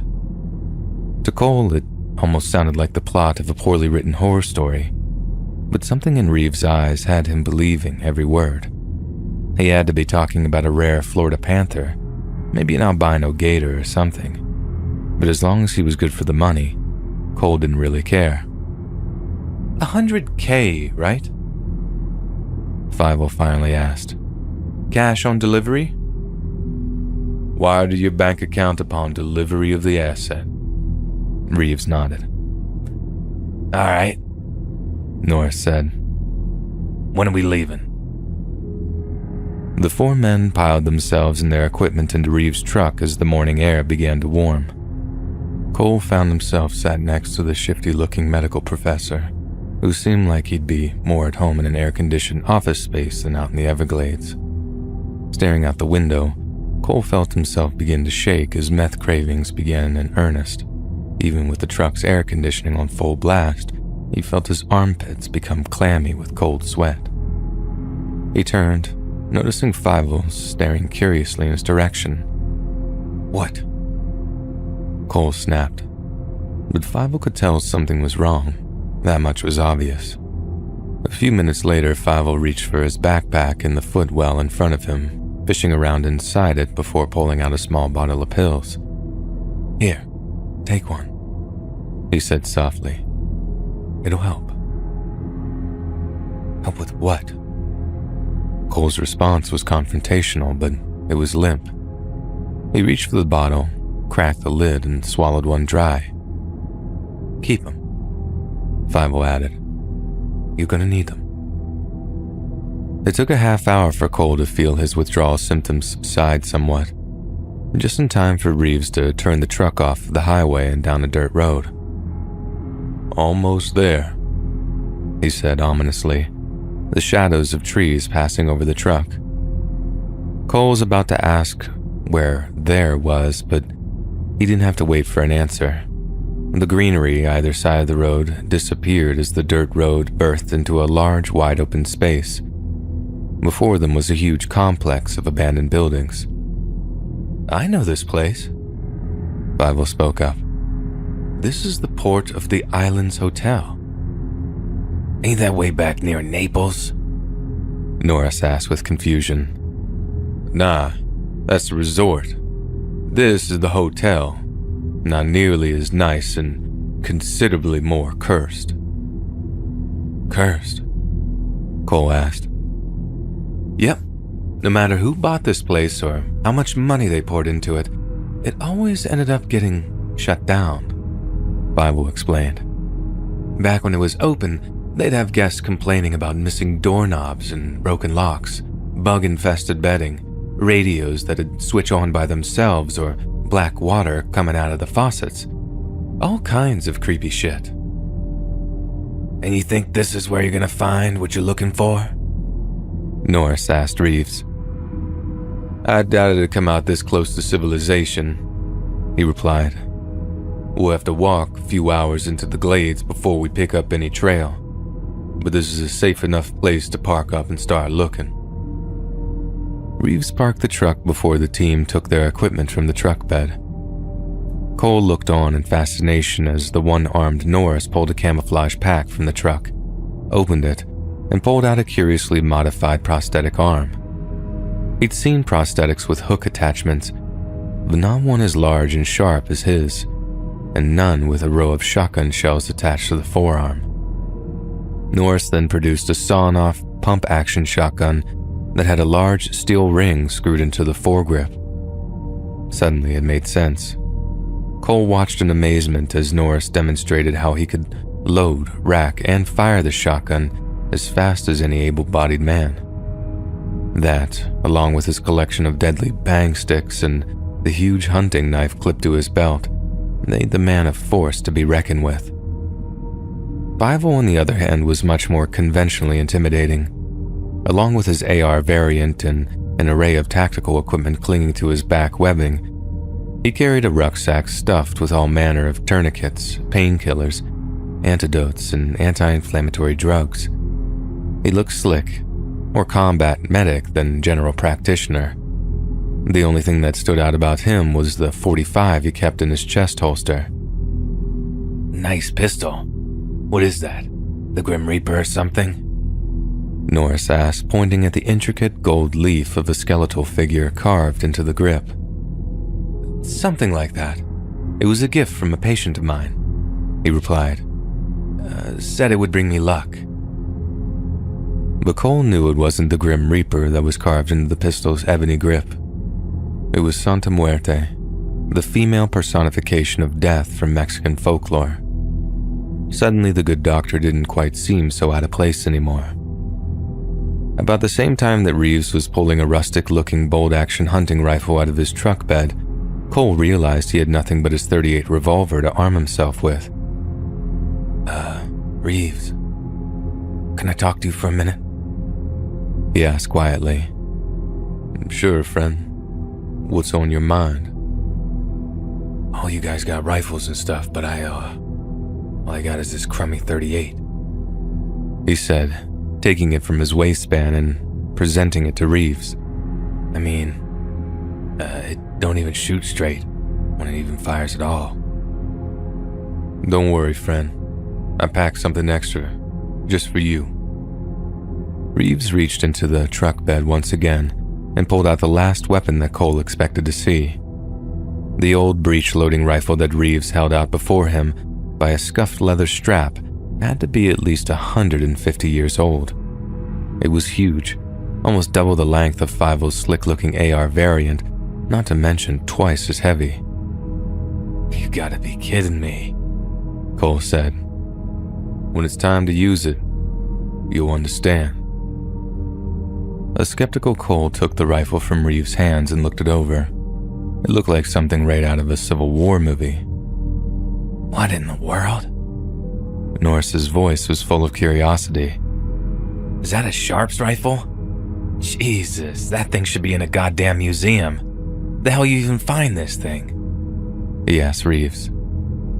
It belonged to my grandmother, Reeves replies. Brought it over with her from Haiti. Quite the woman, too. She was a mambo, a voodoo priestess. What'd she shoot with it? The spirits of the recently departed? Fievel asked with a mocking grin. Actually, she used that thing to kill old Pete. Old Pete? You mean that guy with the concrete skull? Asked Norris. I thought that was just a made-up story. Henry Peterson was as real as you and me, my friend, Reeves replied with a knowing smile. And he was not the lovable oaf that the tales make him out to be. Not towards the end, anyway. And you expect us to believe your sweet old grandma was the one that put him down? Fievel asked, his words dripping with disbelief. She put a bullet through his heart. Told me she bounced one right off his skull before she did. And why the hell would your grandma ever need to kill that sweet old thick-skulled railroad worker? Because like I said, he wasn't so sweet towards the end. What made old Pete's bones so strong was only the beginning of what happened to him. And what happened to him? Norris asked. Old Pete was such a dummy before his bones grew. But the stronger they got, the less Pete found himself able to think straight.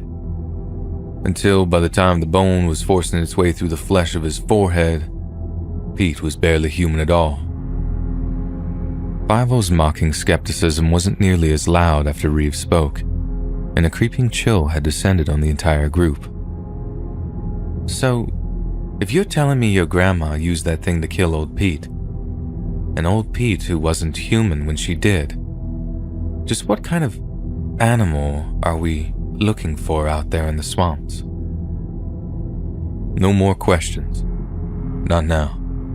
We're burning daylight. Reeves replied, shouldering a heavy-looking rucksack stuffed with gear. First we move through the hotel, then we take off into the Everglades. Let's get going.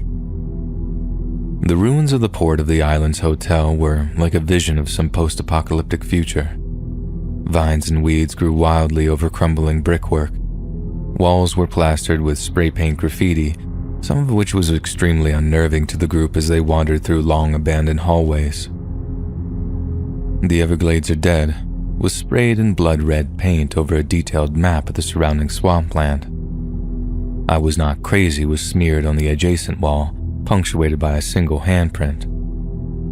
The group filed out of the ruined hotel lobby, stepping over crumbling bricks until there was nothing but a sea of greenery before them. The lushness of the Everglades was evidently down to the tiny freshwater streams and tributaries that ran through the area like a network of arteries. And although there was much in the way of solid ground for the group to walk on, most of it was waterlogged, with each step bringing a little more moisture into the boots of each man's feet. Norris took the lead, occasionally turning to Reeves for direction.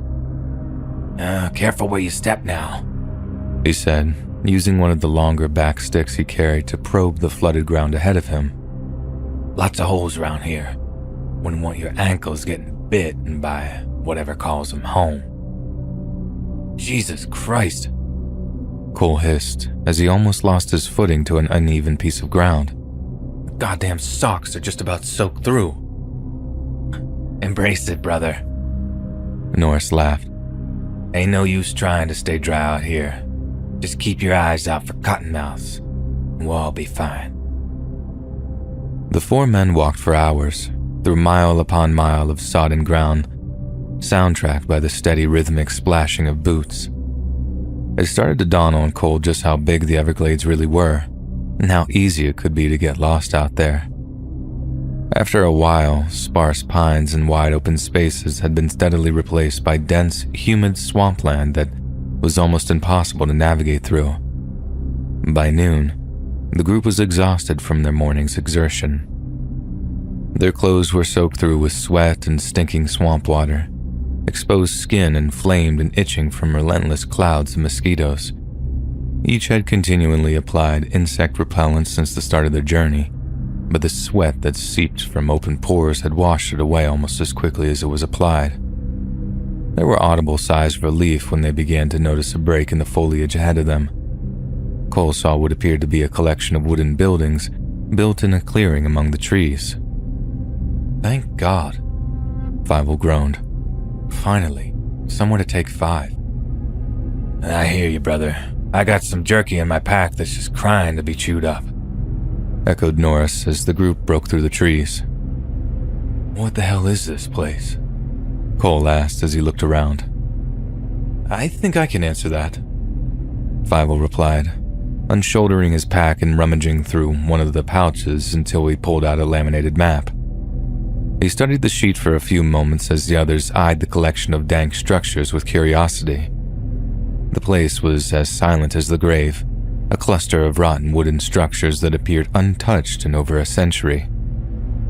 That's weird, he remarked. I can't find this place on the map. Let's just look around, Reeves said. see what we can find. The group slowly walked among the buildings, studying the unmarked settlement with increasing suspicion. The further Cole walked, the more he noticed something peculiar about his surroundings.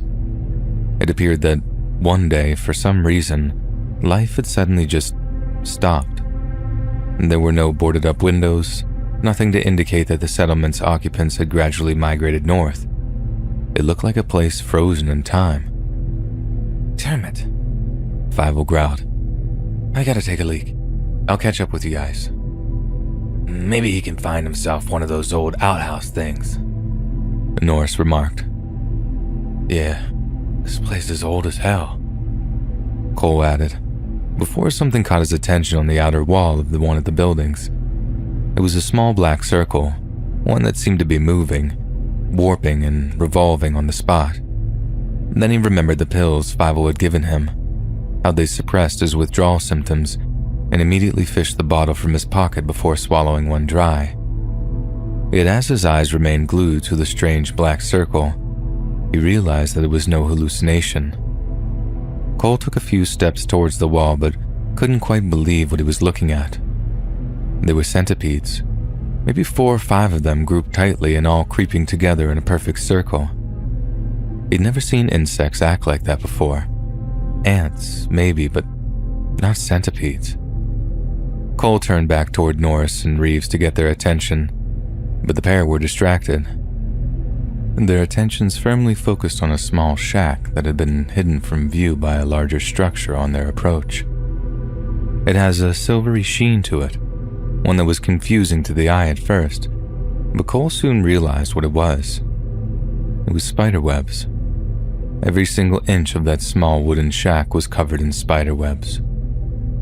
Cole's eyes began to detect little flickers of movement among the cobwebs as the 8-legged creators of the webbed mass swarmed over their handiwork.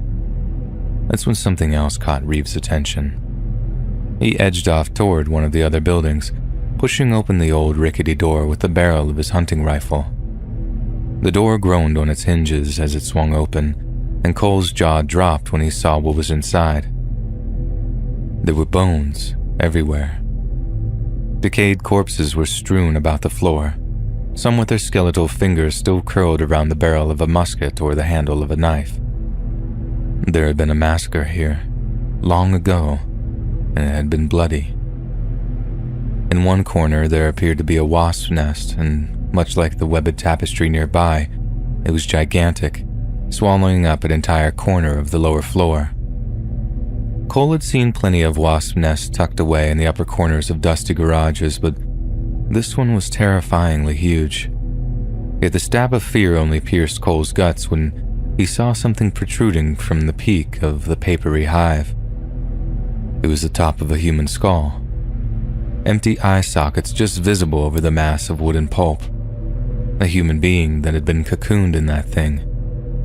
But by what? Cole dared not imagine. "Go get Fievel," Reeves hissed at Norris, who quickly nodded and rushed to retrieve him. Hey.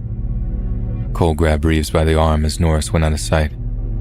Just where the hell have you brought us, huh? "I don't know, my friend," he replied. "But I know we're getting closer." He pulled his arm out of Cole's grip and nodded toward the old Sharps rifle that hung on Cole's shoulder by the strap.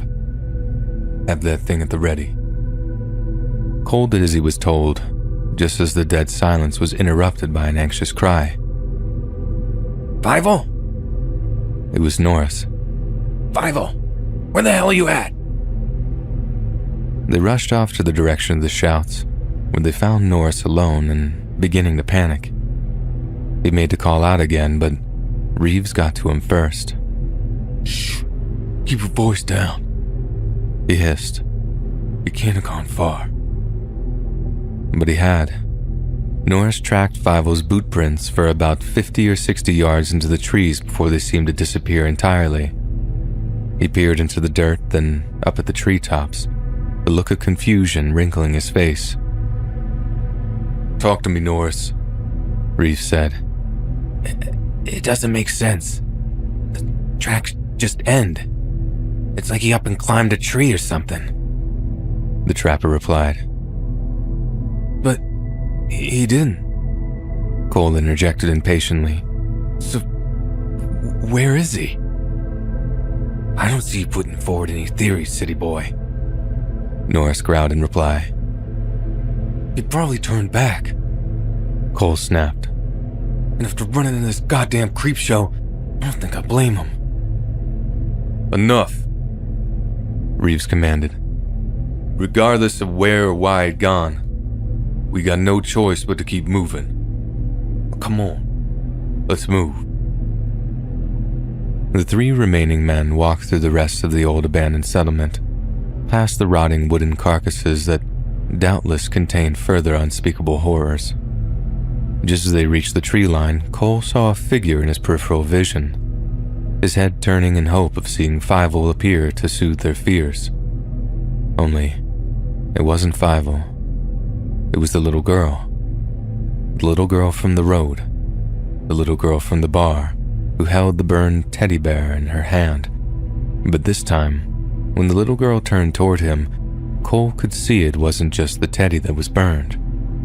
It was her, too.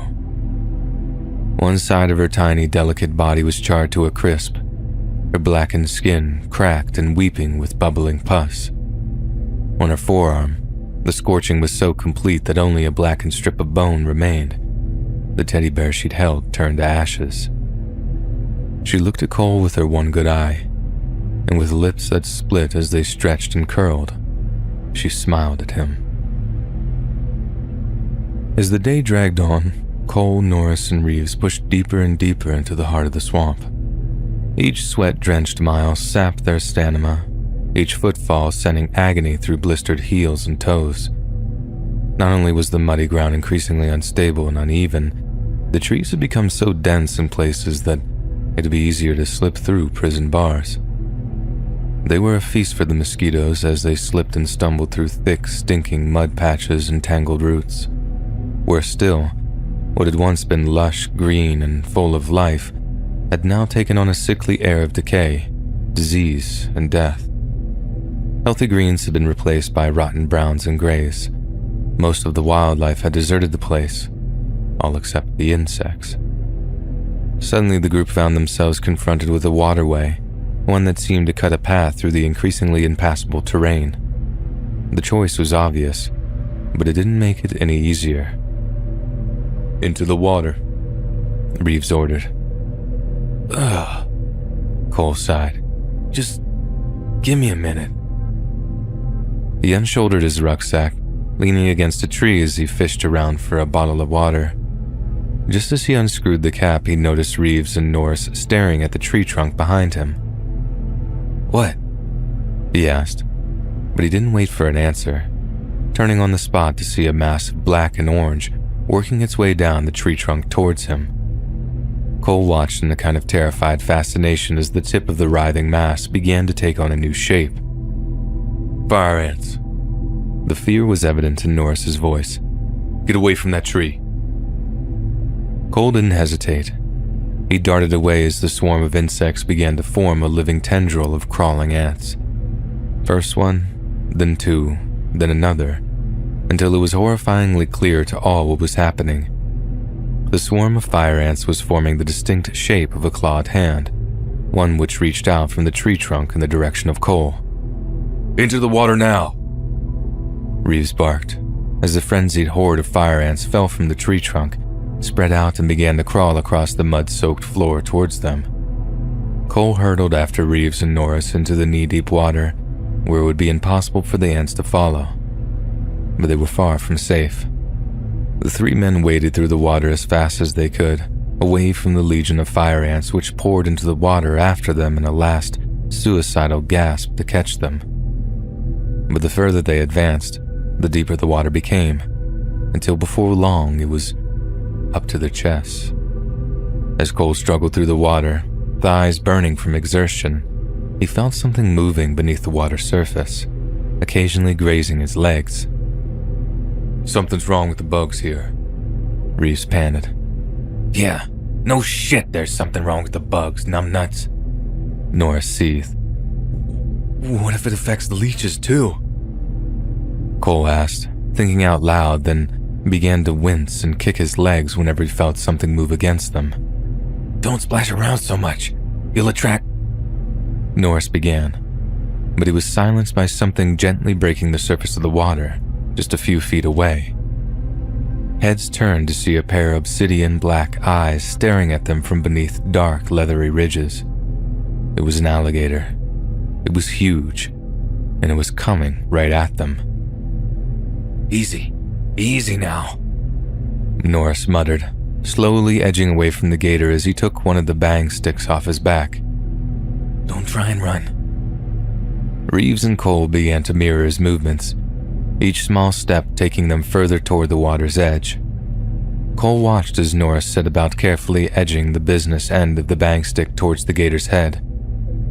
It let out a low reptilian growl and snapped the long black pole out of Norris's hand before he had a chance to pull the trigger. The gator disappeared under the muddy water along with the bang stick, then re-emerged just seconds later, even closer to Norris than before. Reeves shouldered his rifle, aiming it at the direction of the approaching gator, but his scope was dark. The shot was blocked by the retreating Norris. "Get out of the way," Reeves hissed. But Norris didn't move. He was locked into the motion of pulling another bang stick from his back, readying himself for the gator to strike. Reeves couldn't find a shot, but Cole could, and he quickly set out cocking the antique firing mechanism of the Sharp's rifle in order to do so. Yet as the old rifle made a loud, metallic click, Reeves' head spun in Cole's direction. "No!" He roared. The gator spooked, rearing up in the water with its jaws agape in a violent bid to drag Norris under the water with it. There it would drown him before jagged teeth would rip soft flesh from bone.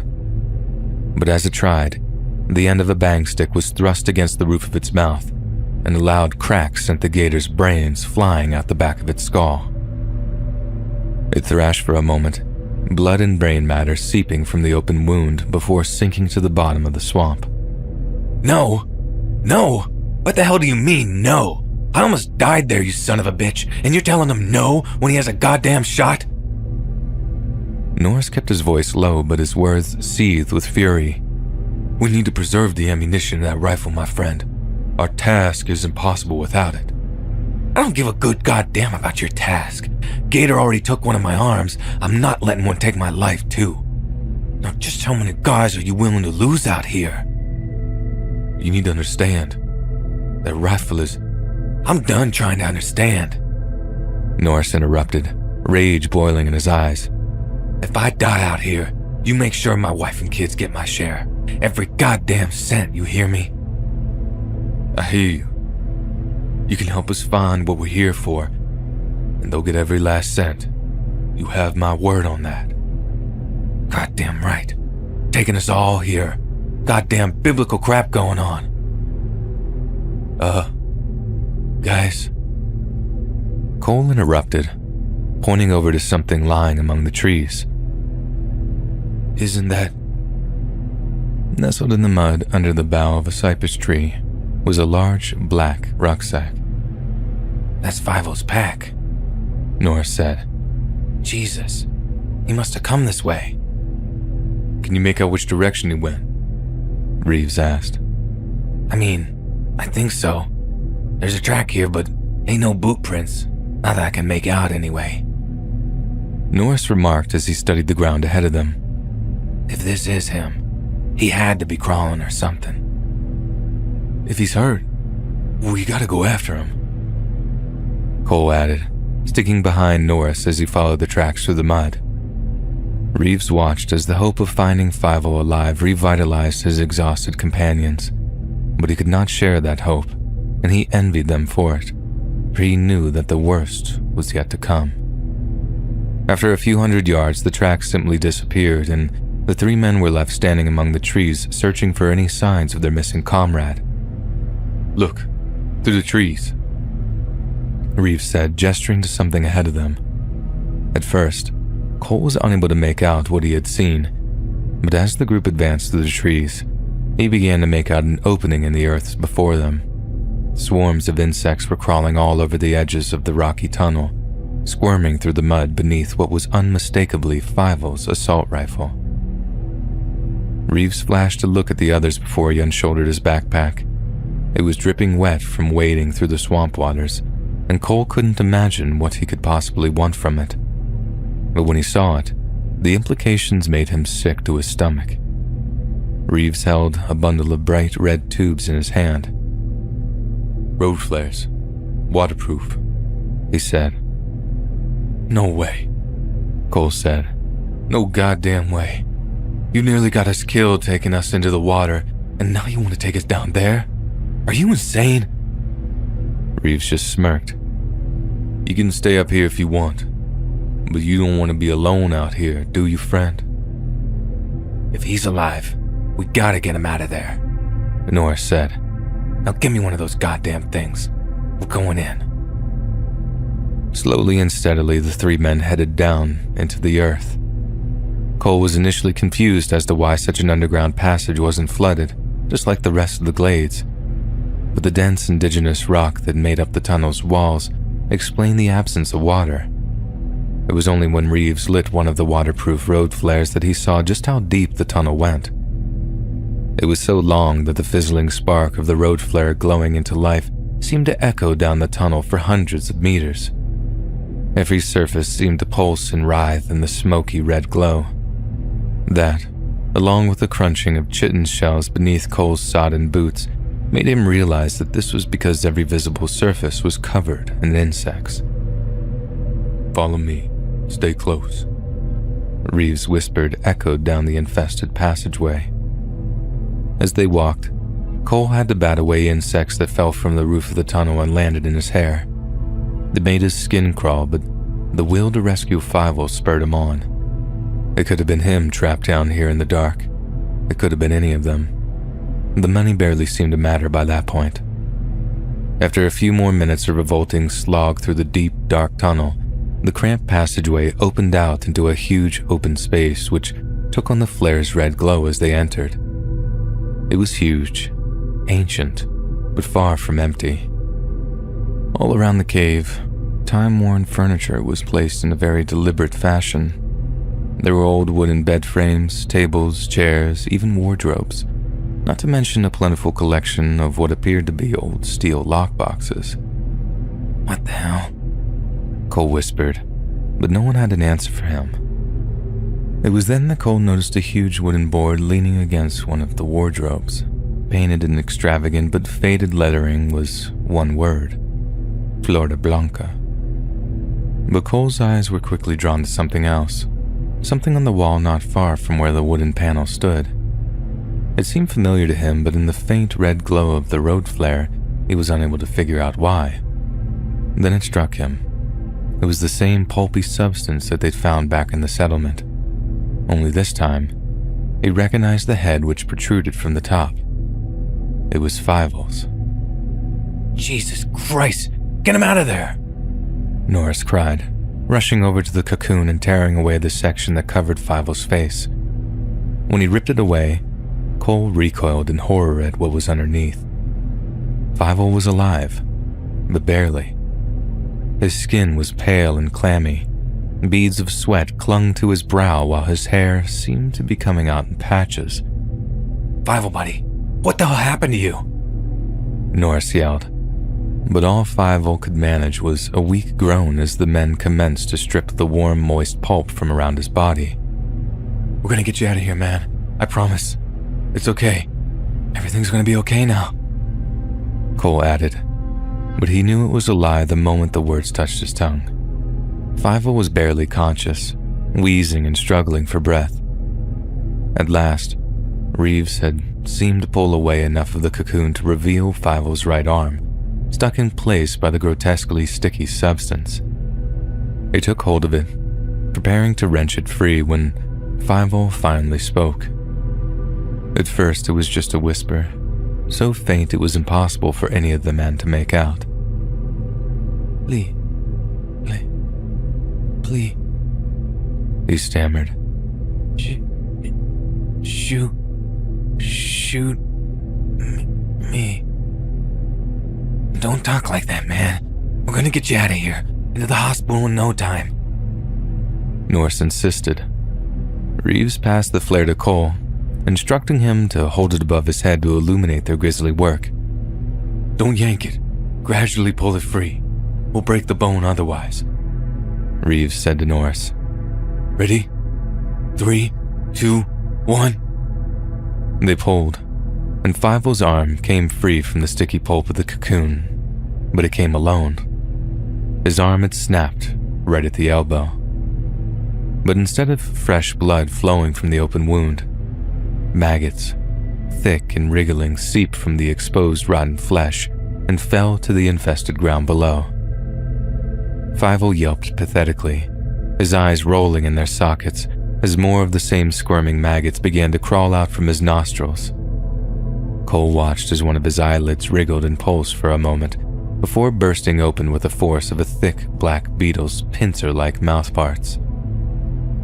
The men were repulsed, dumbstruck and terrified by the sight of their companion's body falling apart before their eyes. But the horror paled in comparison to which they felt when they realized that they were no longer alone. Across the cave, bathed in the flickering red light of the road flare, stood a dark figure. The men froze for a moment as they stared him down, not daring to make a sound as the figure stood statue still just feet away from them. Cole couldn't see the man's face, only the black silhouette across the cave, but there was something deeply unnatural about his posture, something inhuman. Cole, Reeves whispered. The rifle. He could barely find the will to move, but as he did, Cole began to slowly unshoulder the almost 200-year-old weapon. The second he did, the figure's head flickered in his direction with the same lightning-quick speed of a housefly, twitching, buzzing as it did so. Yet as soon as Cole began to bring the old rifle's sights down towards it, the figure seemed to crumble before his very eyes. The thing's entire body seemed to disintegrate into the tiniest of pieces, melting into the insect-infested floor around it, becoming one with the writhing, pulsing mass of insect life that lined every possible surface. Reeves sparked another flare, tossing it into the center of the cave to provide additional light. The thing was moving, surging among the insects that its very form seemed to consist of. Norris went into a panic, cocking his stubby shotgun over and over again with his prosthetic arm as he pumped buckshot into the swarming masses. Be ready, Cole, Reeves shouted over the hissing and scuttling of insects. When the time comes, be ready. But he could never be ready, not really. And when the time came, he wasn't. Suddenly a patch among the swarm of bugs began to swell, and in what was an eruption of legs and wings and mandibles, the figure had returned. Only this time it was directly behind Norris. Reeves barked a warning, but Norris simply couldn't match the figure's horrifying speed. He spun around with his shotgun, only to be greeted by a torrent of six-legged creatures as the figure crashed over him like a wave. The sound of Norris's screams stretched the men's sanity to its limits. He screeched and choked as millions of tiny biting creatures forced their way into his mouth. They swarmed into his ear canals, tore their way through his fingernails. Anywhere they could, they ripped and tore their way inside of his body. Blood poured from Norris's eyes as his body began to swell with the invading horde of bugs. Oh God! Cole squeaked, the rifle shaking in his grip as he lost track of where the swarm ended and where Norris began. It was through the sights of the old Sharp's rifle that Cole watched as Norris's ravaged body began to heave before finally bursting in a gory shower of organ meat and flesh. By the time Cole had wiped the mess from his eyes, the figure was gone. But something else had joined them now, and it was sitting up on one of the old bed frames in a corner of the cave. It was the little burned girl, and although she didn't make a sound, Cole could see from the look on her face that she was laughing.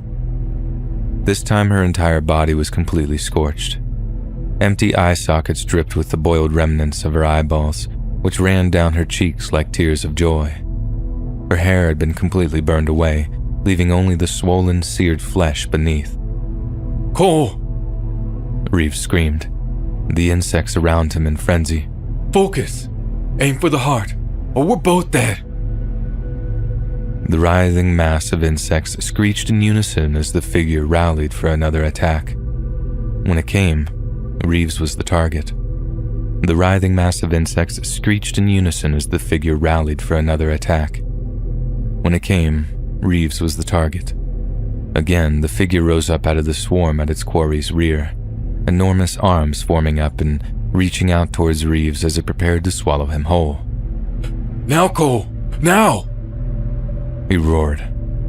Cole raised the rifle, lining the sights up with the figure's chest before something strange began to happen.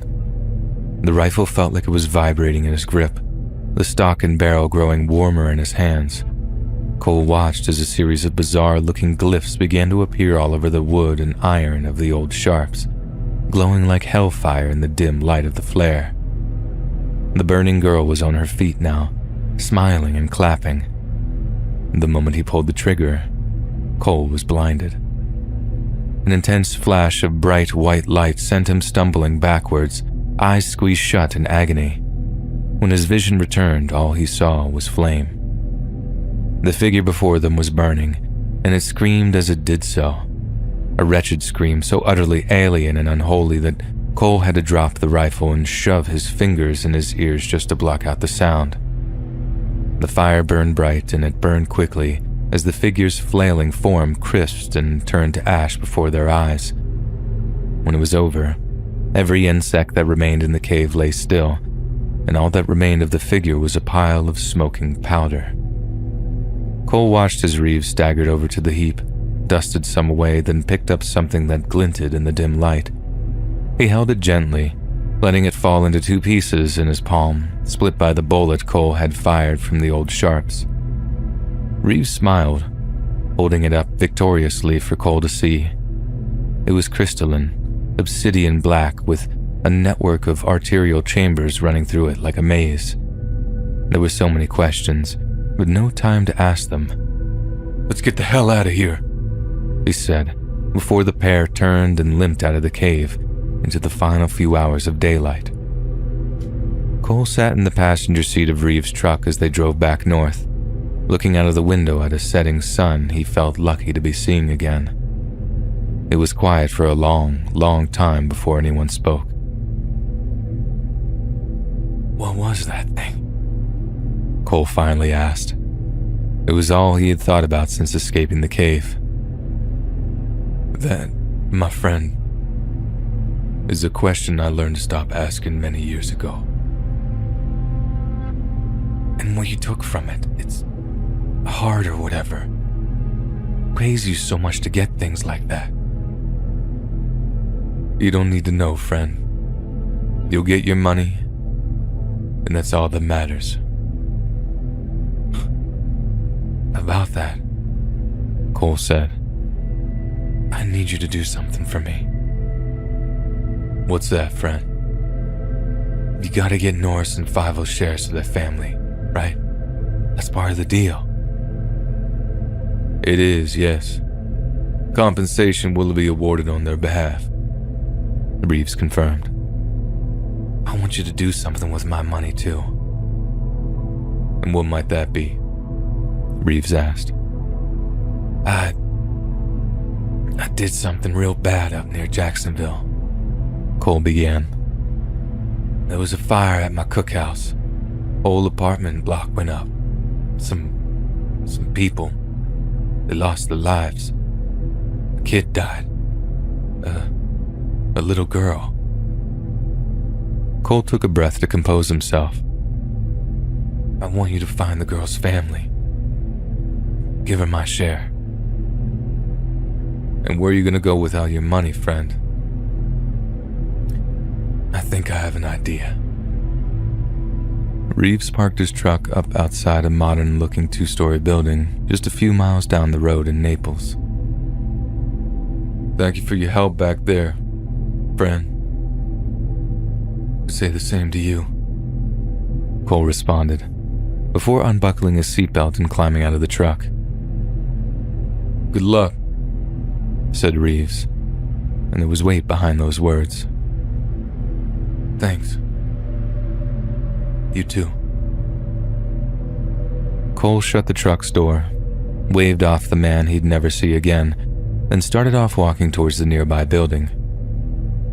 As he reached a set of stone stairs that led up to the building's entrance, he saw a figure standing at the top of them. It was the little Byrne girl, only she wasn't burned anymore. Her hair flowed long and brown, her face a healthy pink, and the teddy bear she held in her hand was pristine as the day it was made. She looked down at Cole as he walked up the steps to meet her and smiled. But this time, Cole found it in him to smile back. "Can I help you, sir?" asked a woman from behind a long wooden countertop. Cole had imagined this moment before, but as he looked down at the woman's starched blue uniform and shining silver badge, he'd never imagined it would bring such relief. "Yes, officer. My name is Cole Byrne, and I'm here to turn myself in."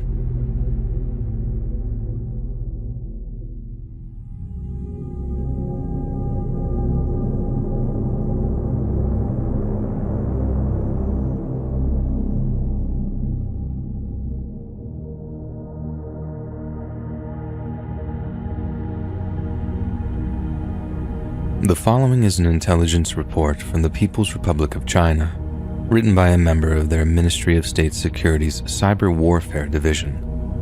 The document was leaked by a hacker group tied to the Taiwanese National Security Bureau and was made available to WikiLeaks in August of 2017. Many thanks to Changi Rogue 92 for the translation, as well as dusting up some of the jargon so that the report is easier to understand. Please be warned. You may find what you're about to read to be deeply disturbing. Colonel Yoon, we believe the U.S. Central Intelligence Agency is engaging in a novel form of cyber defense, one which may prove beneficial if adopted by the People's Republic. It involves what appears to be dummy data servers packed with disinformation, the sole purpose of which are to act as bait for our operatives. Earlier this week, Subdivision Ying Shanhong broke into a CIA server bank based in Reston, Virginia. They managed to download several hundred data files before the breach was detected and the servers wiped. But while our intelligence analysts were working their way through the files in order to find anything of pertinence, they discovered something extremely out of the ordinary. Many of the files appear to belong to an organization referred to only as the Foundation, and there is one you may find of particular interest. It discusses the deaths of 2 domestic black hat hackers who believe they were taking part in a covert recruitment program. At this point, it's been well established that the Cicada 3301 phenomenon was a covert recruitment drive initiated by the Cybersecurity Division, and the 2 deceased hackers seem to have believed that they'd uncovered another program of a similar nature. The data file refers to the program as simply Thanatos_01, and the hackers appear to have believed that the object of the initiative was to track and shut down a migrating direct action virus of the same name. However, unless the corresponding intelligence file is completely disinformation, which is the most logical explanation, Thanatos-01 was not a recruitment tool, nor strictly a computer virus, but rather the world's first piece of lethal, software-borne weaponry.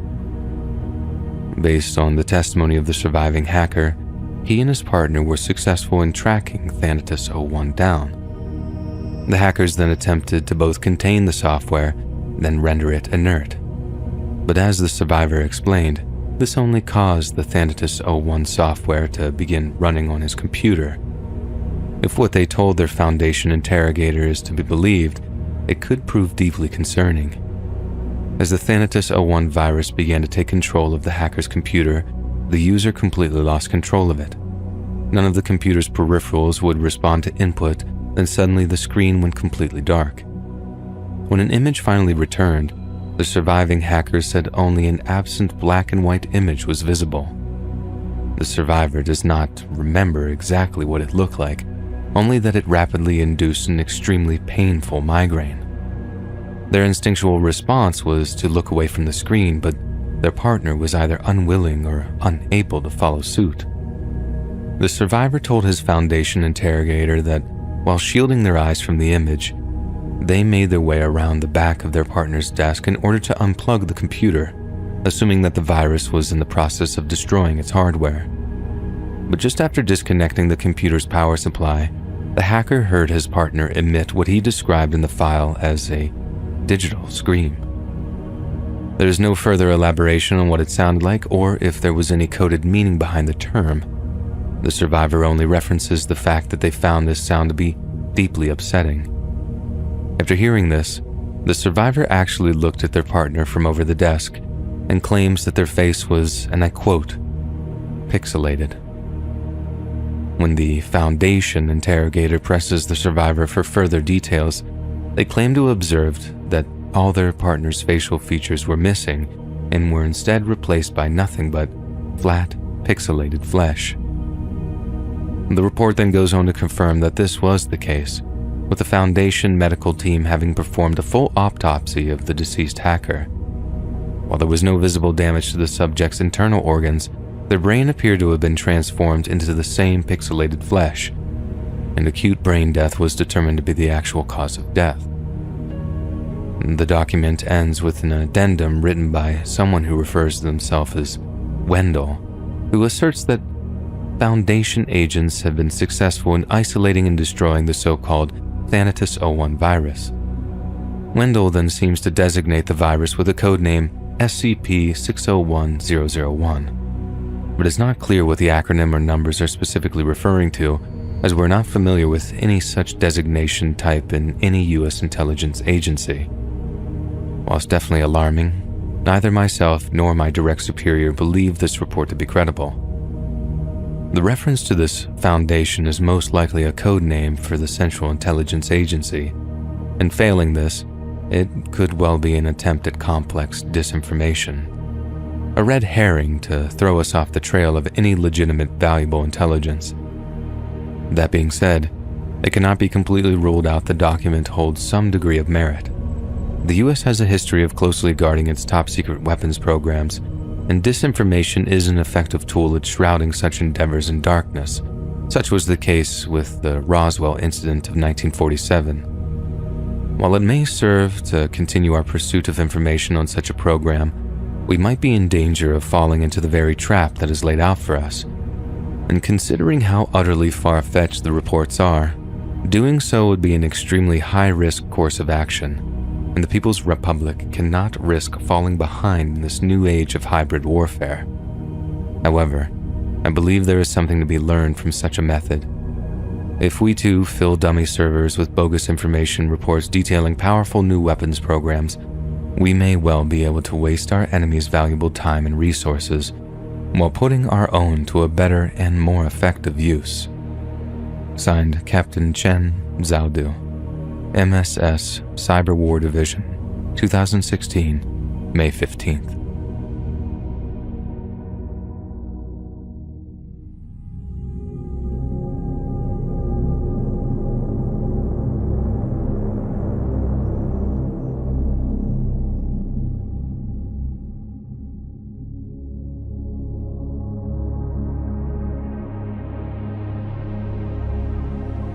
United States Department of Defense, classified document, access restricted to DV security clearance. Distribution will result in arrest and prosecution under Section 2B of the United States Espionage Act, 1917. The following is an excerpt from an interview between the director and operator, 184967, call sign, Cirque. Interview commencing at 1100 hours, dated 11/09/2018. Good morning, Cirque. How are you feeling today? Outstanding, sir. Ready to begin. Excellent. Now, in your own time, tell us what happened out on Harbor Island. Well, we landed about 4 clicks away from the abandoned properties just before dawn.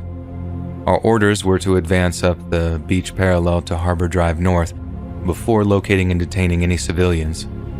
Should we fail to take samples of the contaminated area, we could interrogate the detainees to yield intelligence on the entity. However, it didn't quite go according to plan.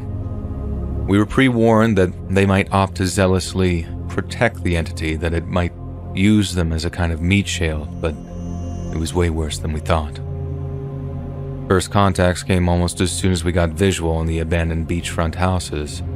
It's like they knew we were coming, and as soon as they caught on to us, they opened fire.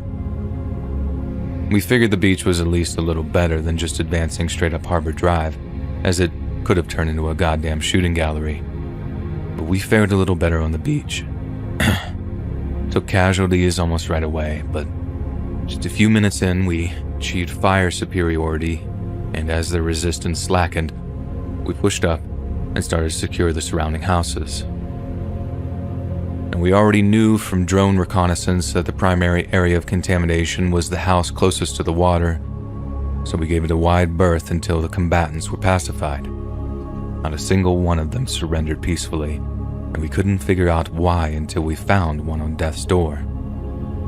They thought it was the second coming, sir, quite literally, and even though the guy was bleeding out, his morale was sky high. He kept saying how we'd never stop it, how it was resurrection of the flesh. Pretty sure he dropped some other Bible verses in there too, but I couldn't tell you which.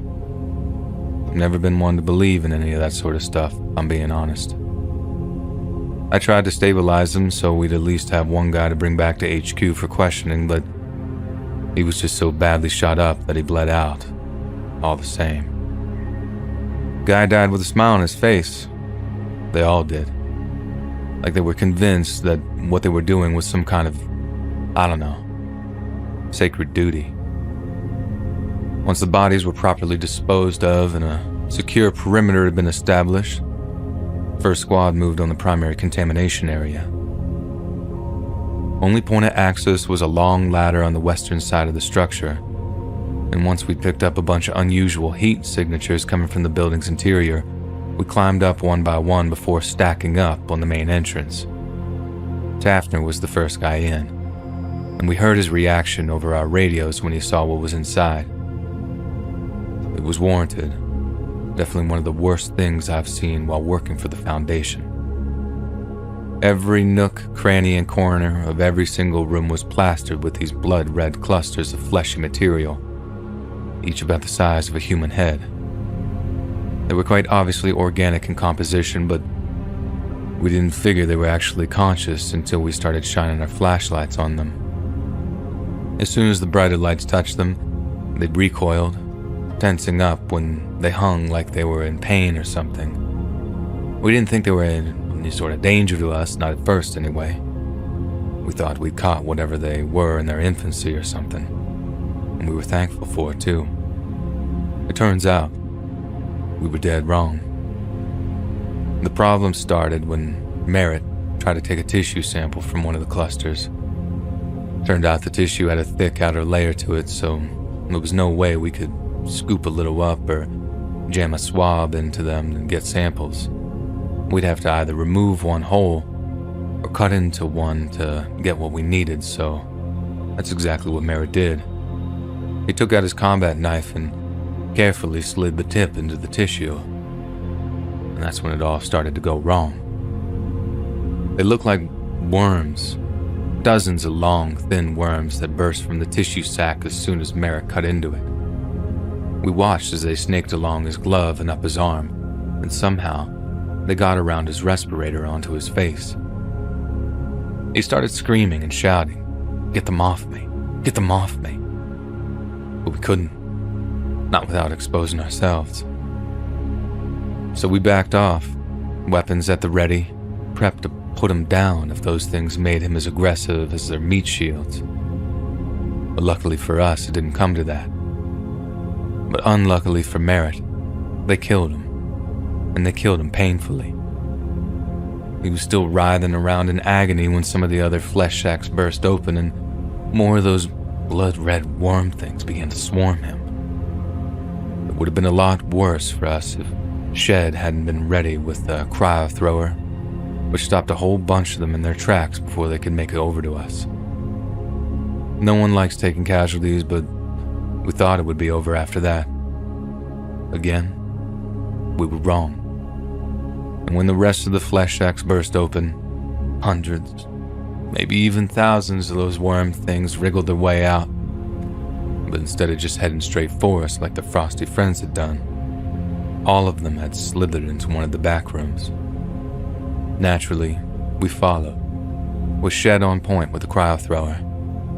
But when we turned the corner, it wasn't as simple as just hosing the place down with the thrower. All the worms had formed up, becoming this solid mass of writhing flesh. Jesus Christ, it was huge too. So it wasn't just a case of hitting them all a few hundred at a time. And what's worse, it looked humanoid, like it was mimicking us. Like all those worms all had a collective consciousness that knew they were stronger together. And one by one, it took us out. Starting with Shed, so we couldn't turn the cryo thrower on it. Shed sprayed a section of his torso before he fell, but the frozen layer of flesh just fell off and was replaced by another. In the end, me and Ari just had to throw ourselves off the structure onto the sand below, screaming at Second Squad to torch the place as we landed. If it wasn't for them being ready with the pyro, I wouldn't be here giving this interview. Both me and Ari owe these guys our lives, sir.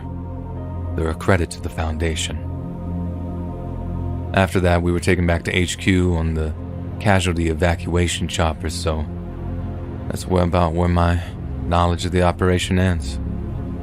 I can only apologize for not being able to provide a direct sample of the entity, but I'm also kinda glad we didn't put any of the other teams at risk of contamination. Cirque goes quiet, and the director takes over. No need to be sorry, Cirque. I and the rest of the board believe you took the correct course of action. After all, we take pride in our motto: secure, contain, protect.